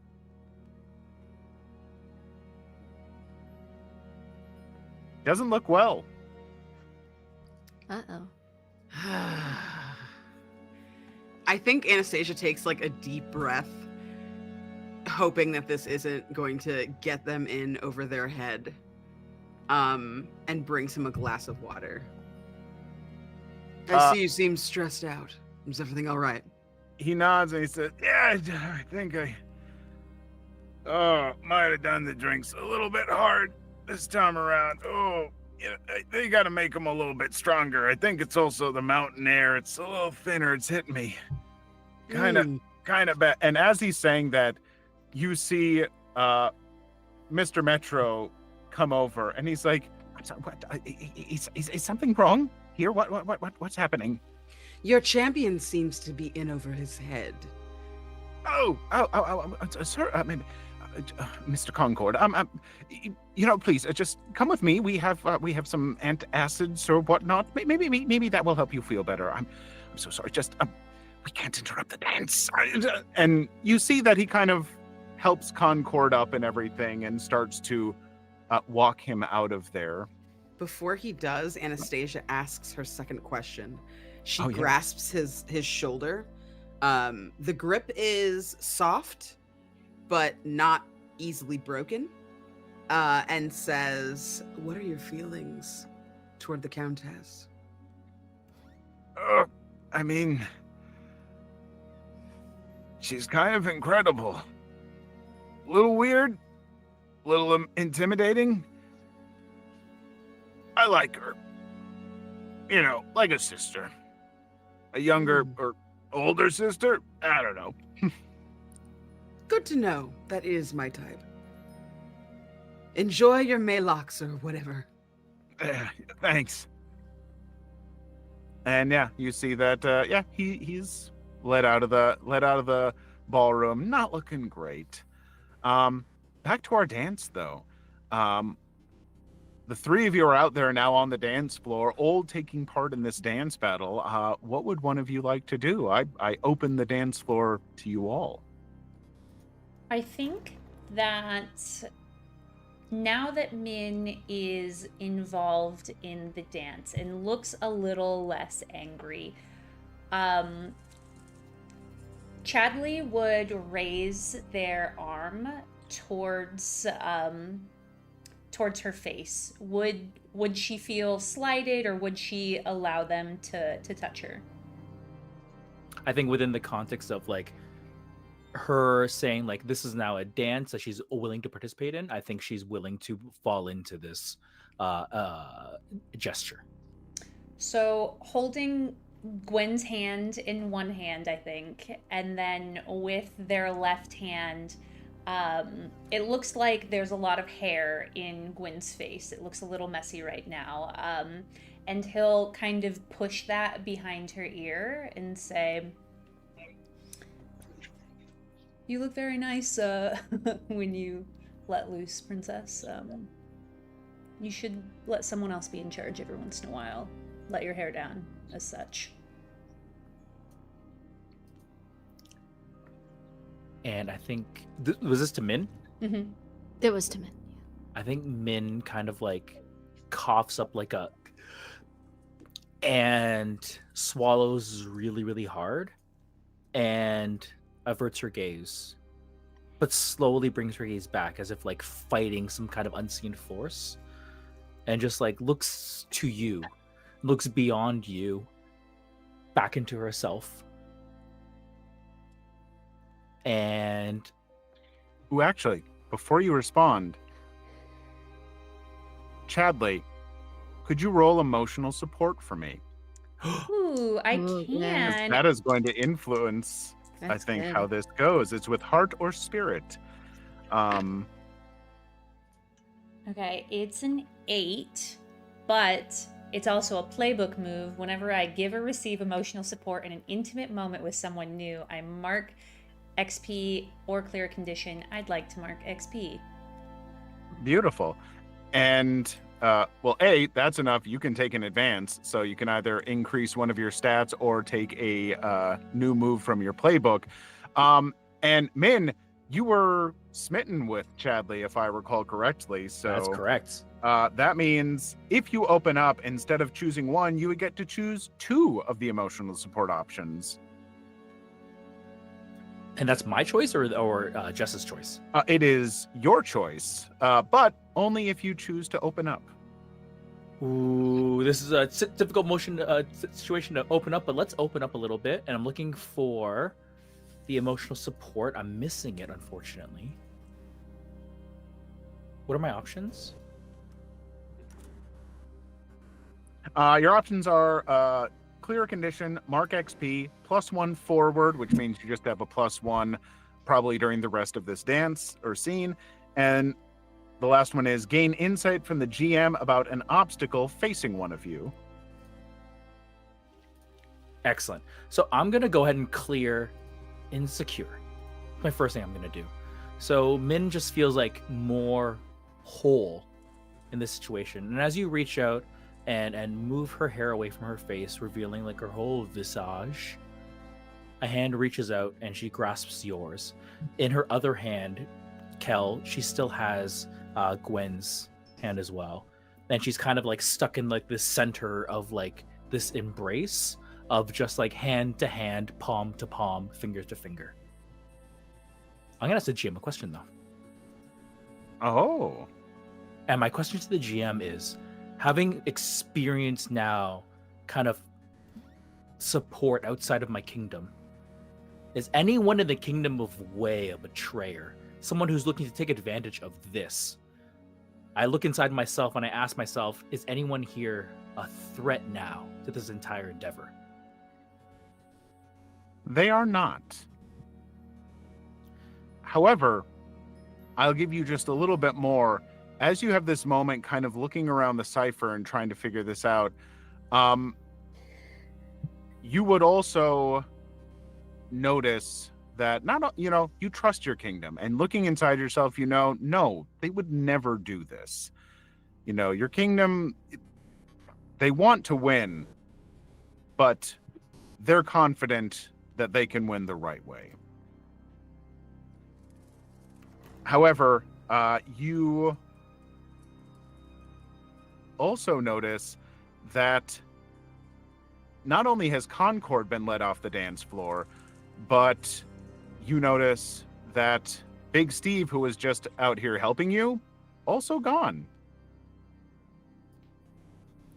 Okay. Somehow in all of this, he's no longer there.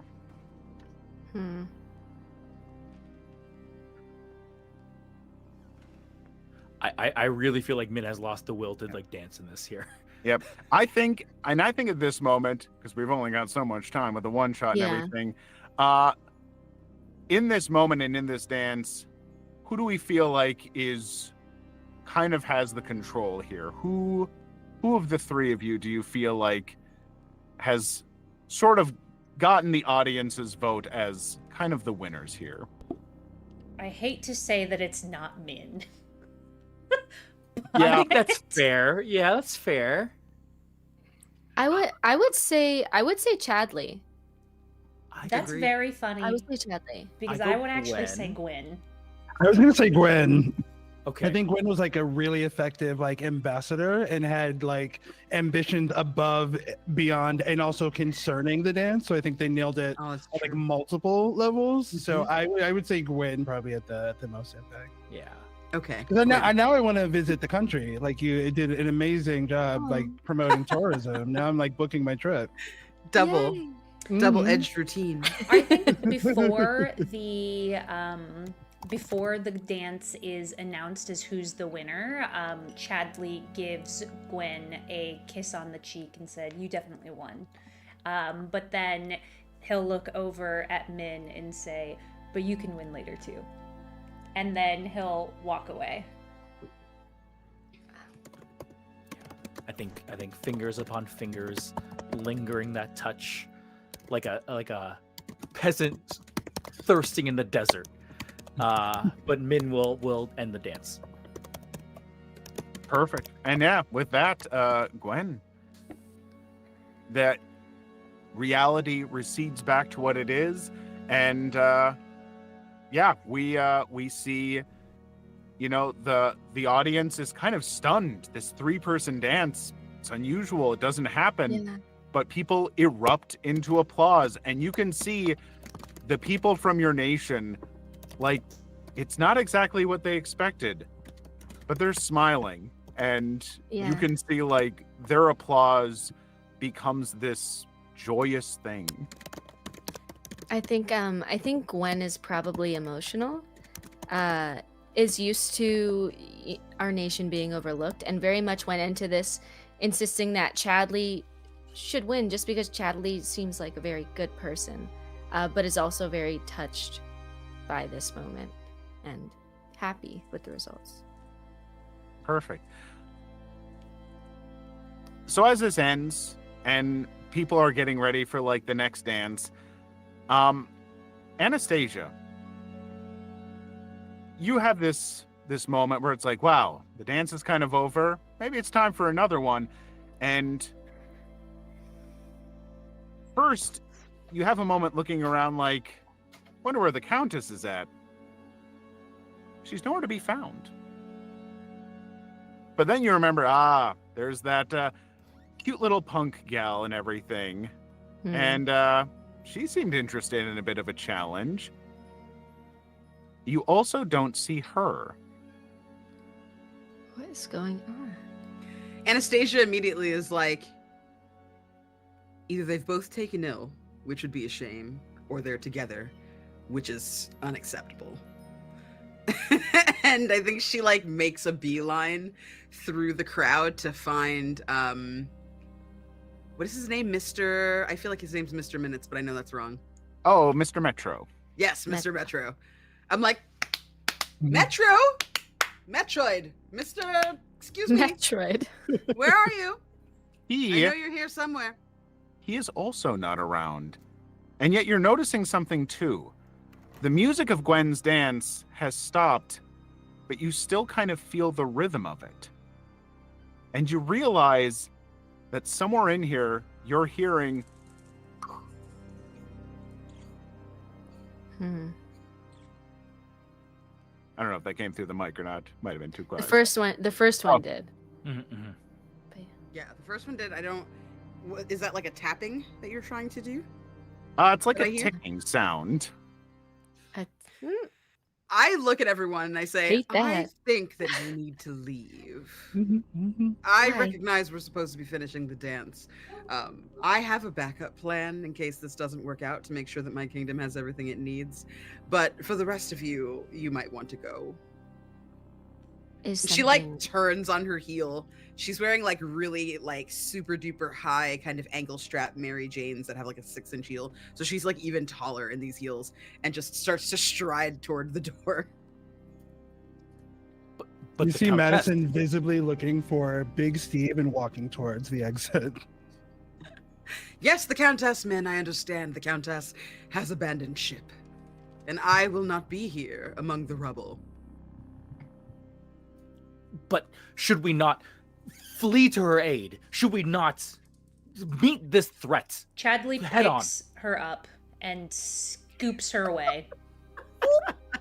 Scooped. As you're all doing this, the rest of you are starting to hear this ticking as well.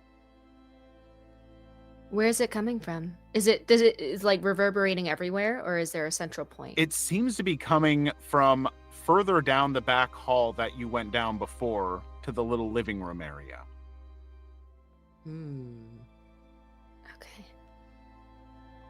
Gwen, are you trying to investigate this or are you trying to be safe? I mean, I am curious. Curiosity I think. kills the cat every time. Hey, dying isn't so bad, as you can see, and Hmm. taps away to go see what's happening. I think Anastasia pauses for a split second to see if Gwen comes right back, and if not, is gonna leave. But like really does stay for a second and like does like strikes a really beautiful like pose in the hallway waiting for you. You're like literally in front of my body like this, Min. I look down into your eyes, look back towards Gwen, look over towards Anastasia. You're not supposed to hold me like this. But I'm sorry, what did you say? it doesn't matter right now. But Gwen could be in danger. You all see this. This is not clear to everyone. Anastasia, wait. Come with us. Yes, but I mean, what about? Shouldn't I? Ugh. She puts like a hand to her forehead. Just lead me in the direction of peace, please. This music is giving me a headache, and I didn't even get to show off my moves. It is going to be that way after we figure out what's going on. And then... Do you flex when you that way? Oh, absolutely. Okay. And I mean, I'm holding Min in the other arm so the Yeah. muscles are bulging. Yeah, Excellent. just trying to get the visual, you know. Is Ming like is Ming saying. face up like a baby or face down like a cat that you're carrying to another room? Like, I Definitely need to face know, up because like- I looked into her Got it. eyes. Got Yeah, it. like Okay. like a baby. Yeah. Got it. Okay. It is very Visual's important. gentle, though. Snug up against the muscles, the chest, the biceps, but gentle. Swaddle me. I'm sorry. Anastasia- Keep going. Anastasia is not jealous. So, for sake of brevity and making sure we get things on time, you all head back down these halls, and as you do, you hear this ticking getting louder. until you come across a large wooden door that is ever so slightly cracked open. And looking inside, you can see a clockwork laboratory. And inside of it, in almost what looks like just weird open door frames, you see the timid little dancer that didn't want to participate in the competition, like arms strung up by like ropes of light connecting them to this kind of open rectangle door frame. You also see Concord like this in there. You see Big Steve. You see the Not gal Big in the little Steve. cute punk dress. And you see the Countess strung up in one as well. Oh. And in the middle of them all, surrounded by his little clockwork servants, That bastard. you see Mr. Metro, the gnome. Absolutely not. Yeah, so Anastasia walks into this room, sees him, does not stop, continues to walk, and we're talking like a Naomi Campbell walk, like hand on the hip, Yes. like Yeah, hips yeah. slightly Yes. forward, shoulders back, long legs everywhere. And the second that they get within kicking distance, which for her is very kind of far because she's gigantic, she does like a roundhouse kick, but it's a death drop. Yes. She tries to kick Oh. his Yes. head clean off his body. Beautiful. This is Give me a everything to me. fight move. I want to see you roll, and I feel like that's with daring, but it could be grace. I'll give you either. Oh my goodness. What is my daring? That's an 11. That's Ooh, wonderful. baby. You choose 3 of those options, and I will get to choose 1 in response. Is he holding like something that can release these people? Like, does he have a button or clicky? No, he has a very complex control panel in front of him that you see him working on, and so you could certainly take control of that from him. Yeah, I'm gonna like get up and booty bump him out of the way, so that I'm in front of it instead of him. So that sees a superior position.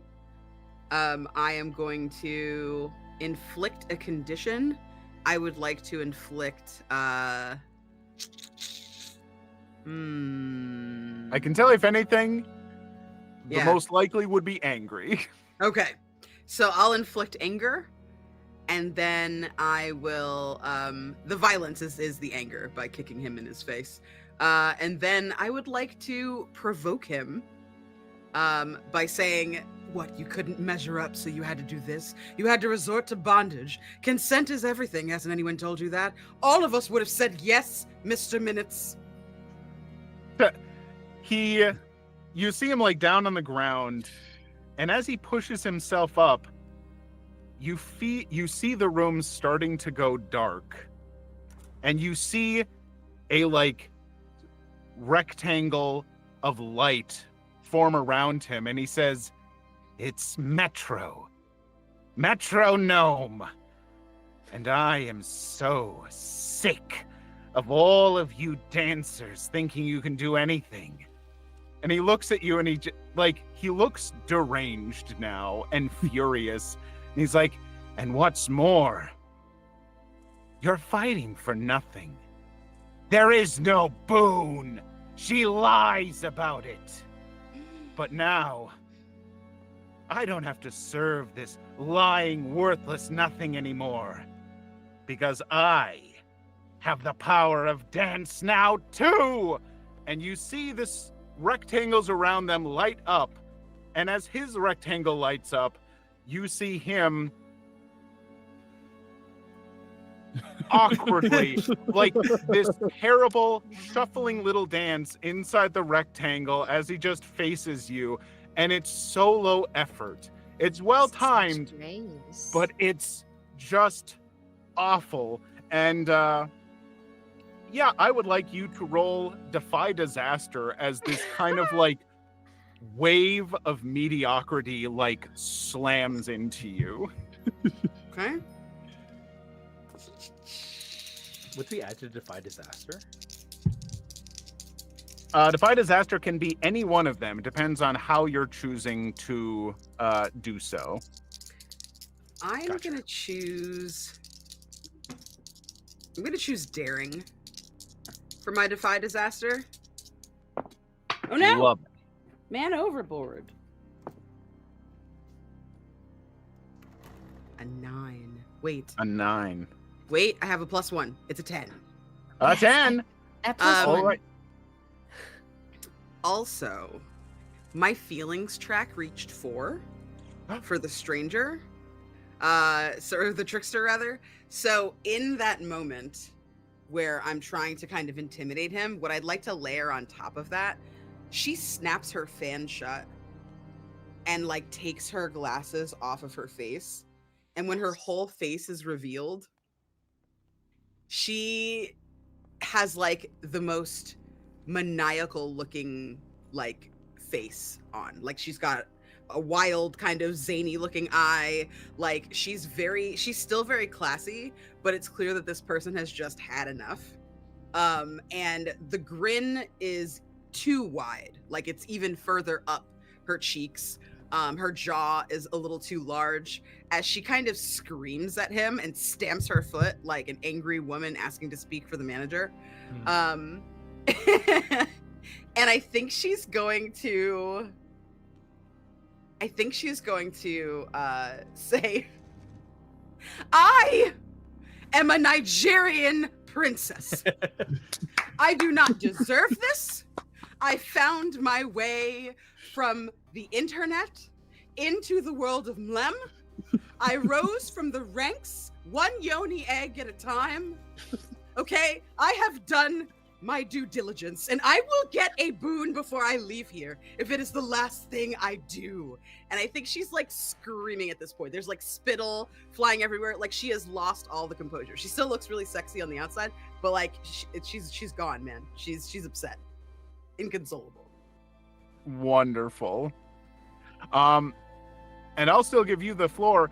He is attempting to dance battle you, but he doesn't have the kind of control over creating a dance arena. And so if Anastasia wants a moment to bring her dance to Please. fruition and battle him.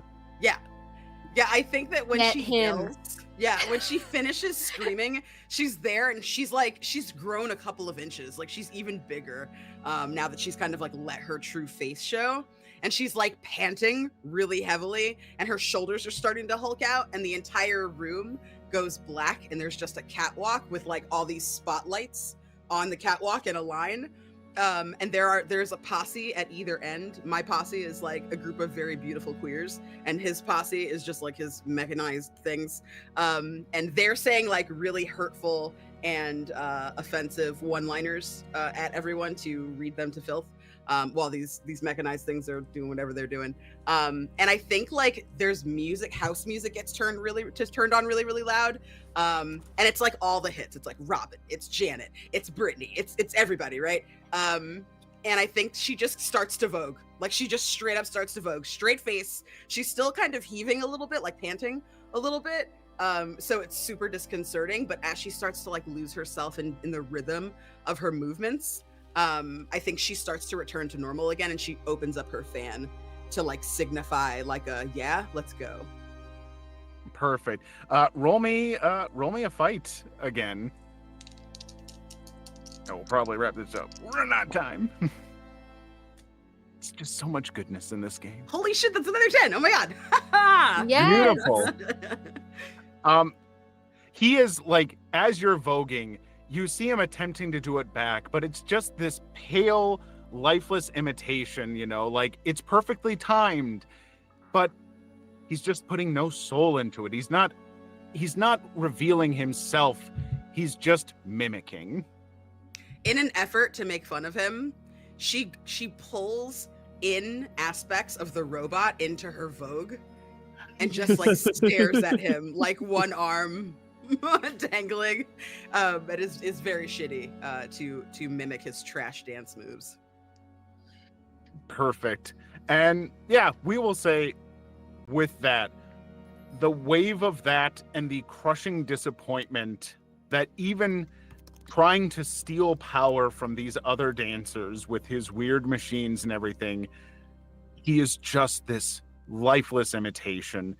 And this wave crushes over him, and you see him absolutely pass out, and the Strands and the others are freed. And the other dancers seem to kind of like crumple down, exhausted. Big Steve perhaps reaching out for Madison a little bit as he tries to find his feet and whatnot.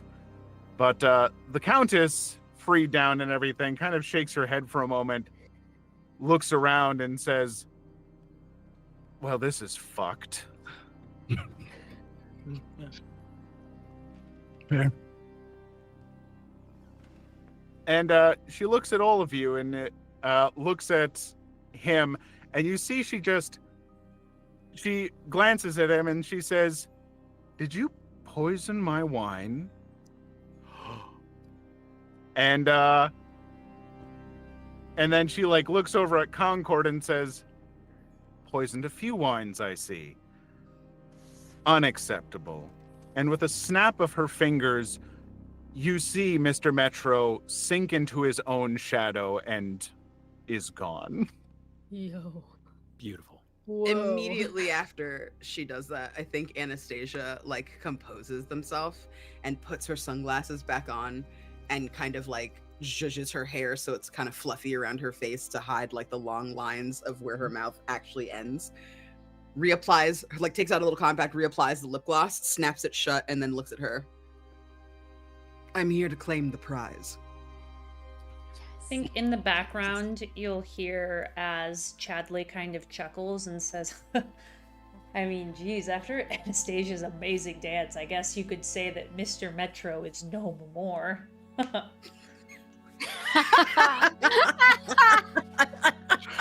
Even the Countess like throws her head back and laughs. That's so good. And as she composes herself, she looks at you, Anastasia, and says, he wasn't lying. There is no boon. But I guess the prize you're all going to get is this. The boon is me bringing your kingdoms together here. When you're here together competing, you're not fighting. Your nobles are talking and making deals. Your people are getting to know each other and each other's cultures that you express through your dance. Everyone benefits from this, even if you don't think so, even if you think the other kingdom is prospering more than others. The point of all of this is for you all to just come together and have fun and stop fucking fighting. It's all I see, all I saw for so many centuries. So my gift to you is that now you all know this. And I hope that you'll help keep this secret. Maybe we start the contest over. We all go out on the dance floor. You all put on a show. And all of your kingdoms benefit from this shared experience.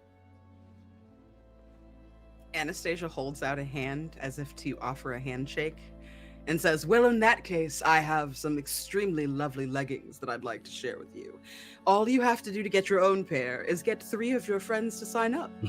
Please, talk to me later after we finish. I have the perfect design for you. They are Power Girl. It's giving Flower Power. It's giving Riot Girl. It's giving Avril. I want to talk to you too.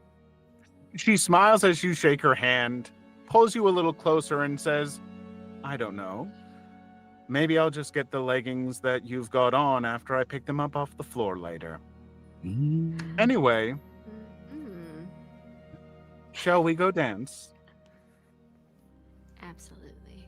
Anastasia's a Hell gentleman yeah. and offers an arm, but inside there's a tiny Anastasia in her soul that's going, oh my god, she likes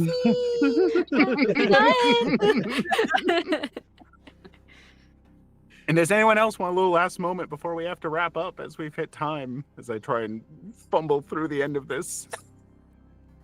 I'm gonna say that we just cut to where Madison was standing and she's no longer standing there, and then there's another cut to just like a maintenance room closet that the camera's just outside of the door on, and we just hear things banging around and the sound of the theremin just going nuts, and then we fade away. My only request is that as we do our outros here, I feel like Candace, your character had like a high fashion kind of like runway thing. I would love to know because we're all sucked into it. I want to know what like our Hellfire Gala looks we're going to be for this. So as we do our outros, I would love to just like a quick like 2 to 3 sentence kind of like what were you wearing at this? Yes. Oh yeah. Okay. Love that. I think that by the end of the week, Min is no longer calling Chadley her peasant.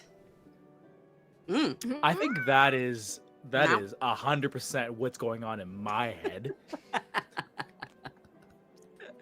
Mon cher, mon chéri, like we'll see. TBD part 2. Wonderful. Anyone else? Any last words for how the dance goes? What you're feeling? Anything like that? She's I also not think- calling Gwen a peasant. Making that very clear. This is a 3-way dance. This Yeah, is a yeah. three-way. There's a lot going on. There's like complexity on this. Like Yeah, many mixed languages and their richness abound. Like Yes. to talk about like hierarchies and whatnot. Too much to get into one stream. Clearly. Of course. I think ruminating on Countess Dracul's words as we walk back out to restart the dance. Gwen is satisfied. This is exactly why they came here. And they have all these beautiful people to dance with now who are all certainly going to come visit. So I think this is the happy ending. Can we dance to the credits? Can we be a mid-2000s movie and dance to the credits in this? Oh my god. Yes. Can we bring Yes. that back? Like how That's all I great is want. that? Yes. As the camera pulls, it does like the long pull out and shows everybody Mhm. dancing and then Yeah. the scenery. Yeah. And Madison's then on I'm a Big Steve's Believer shoulders starts now. singing or starts playing. Yes, yeah. Yeah, we're doing the Shrek style. Yep. There's a band on the rooftop for no reason. Yes. Mhm. Please. Well, It's the ghost band. As the ghost band starts playing and as we start breaking it down and boogieing with each other, let us roll the credits ourselves. And Candace, let us start with you. Tell the people who you are and where they can find you. My name is Candace.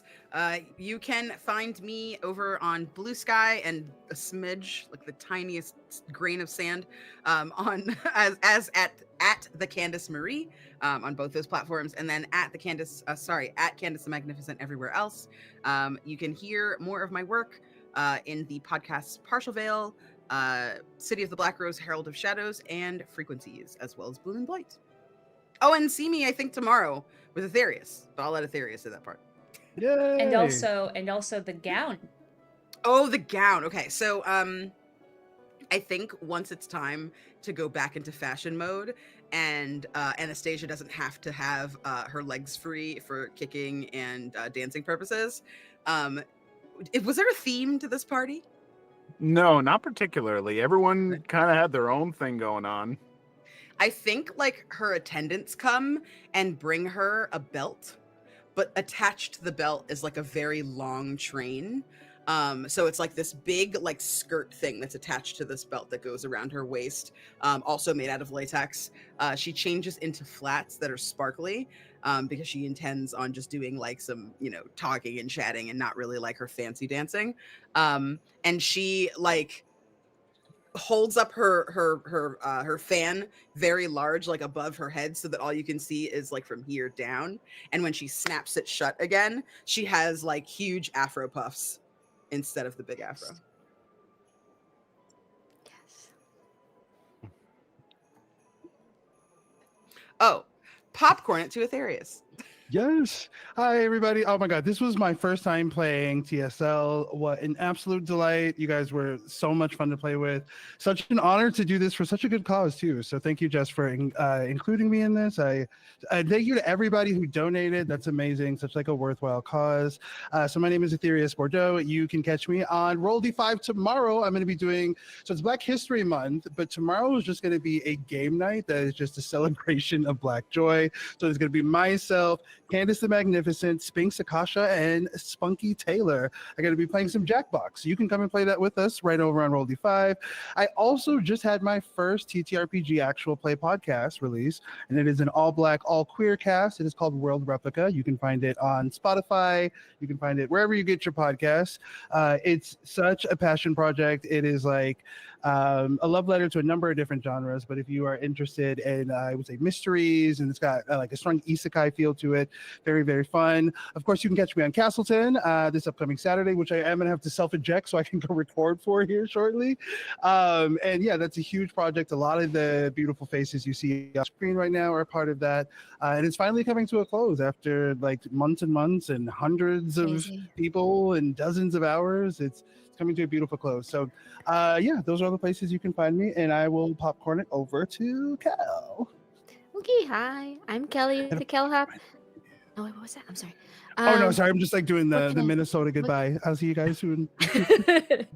What can I what can I encourage you to go explore of mine? If you could go tune in to the Corner of Pleasure in West River on The Heart is a Dungeon. That is a podcast where we play an original system by Rara Storytime. We are about 4 episodes in. It's a different player. For each episode, we are telling the story of the people of Pangea and what happens when a mysterious event befalls the Corner of Pleasure in West River. It is very, very good so far.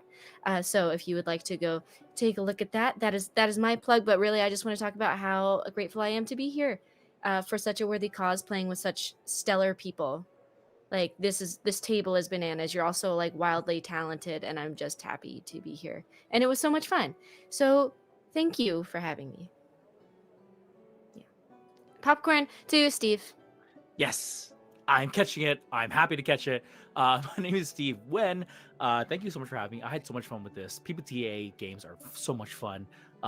And this particular one, this like There's Sir Lesbians, I was kind of like nervous coming into it, but coming out of it, I'm like, this is great. I could see myself playing a lot of this. If you want to catch me more, you can catch me on Asians Represent, the podcast, where we talk about Asian representation in pop culture media and tabletop RPGs. You can find me on Blue Sky at DM Steve. You can't find me on Twitter. Uninstall that shit.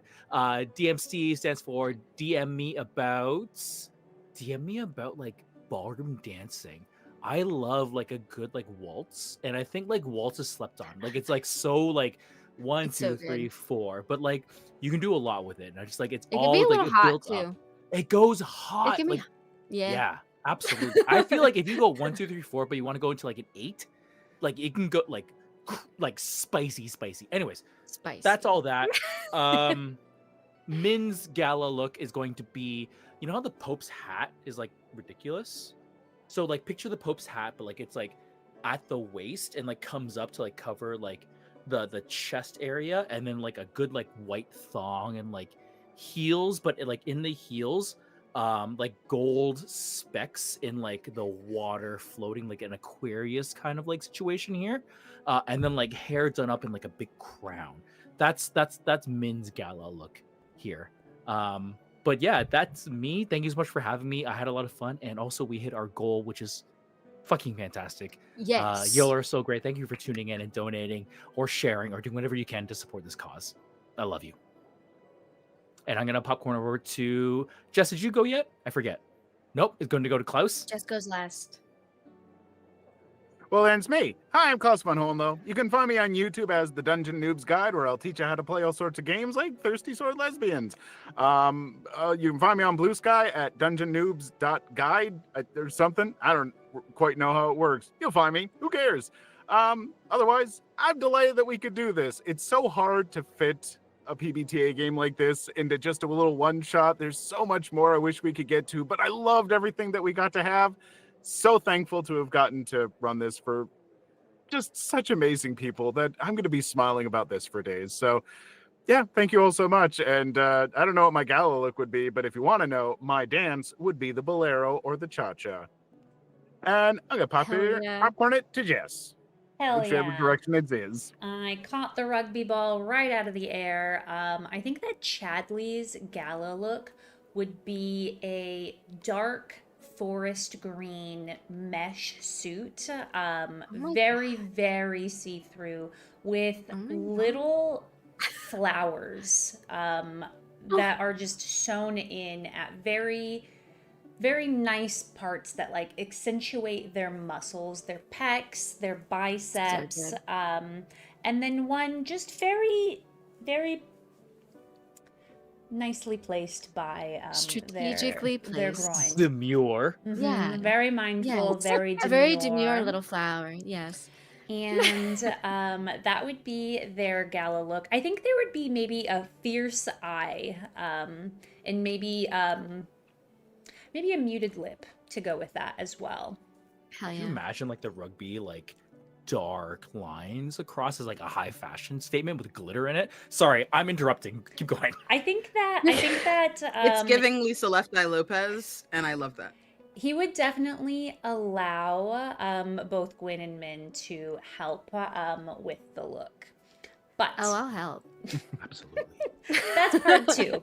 And so I just want to say, like a lot of other folks have said, thank you all so much for joining us this evening. And thank you so much for helping us raise $500 for Project Hope and their Los Angeles wildfire relief efforts. That's truly amazing. Living in Southern California and being able to see the effects has been really scary. And a lot of friends that we know in the TTRPG sphere have been affected. And so it really means a lot for y'all to help us help out those efforts. So I am going to try to make this super quick. If you want to continue supporting, we have an auction going on right now with tabletop items like Magic the Gathering card sleeves. We've got dice. I know y'all are all dice goblins. So many things that you can bid on to, again, help Project Hope and their Los Angeles wildfire relief efforts. If you like the intersection of TTRPGs and charity, follow me on my Substack. It's completely free. It's a newsletter where I talk about all of my upcoming initiatives in the tabletop sphere that are charity related. And then finally, I have a Patreon. If you think that that's cool and want to support me there, that would be cool. And I actually lied because at the end of the month, Candace is going to be on my YouTube show called Tabletop Humans, and we had an amazing chat where we talk about a lot of things as well as the viability of different monsters. And I'm going to leave it at that. It's really, really fun. It's coming out on Don't hide. February 25. So thank you all so much for being here. Thank you guys so much for the raids. Shoot, we're right at the end. Go and check out the Tiltify link if y'all would like to donate to Project Hope. Thank you so much for being here as we thirstied, as we sorted, as we lesbianed. It was so much fun. Be kind to yourselves and treat yourselves to unshrimping your shoulders. Does anyone have any last words to say? Now's the time. And a kiss. Goodbye.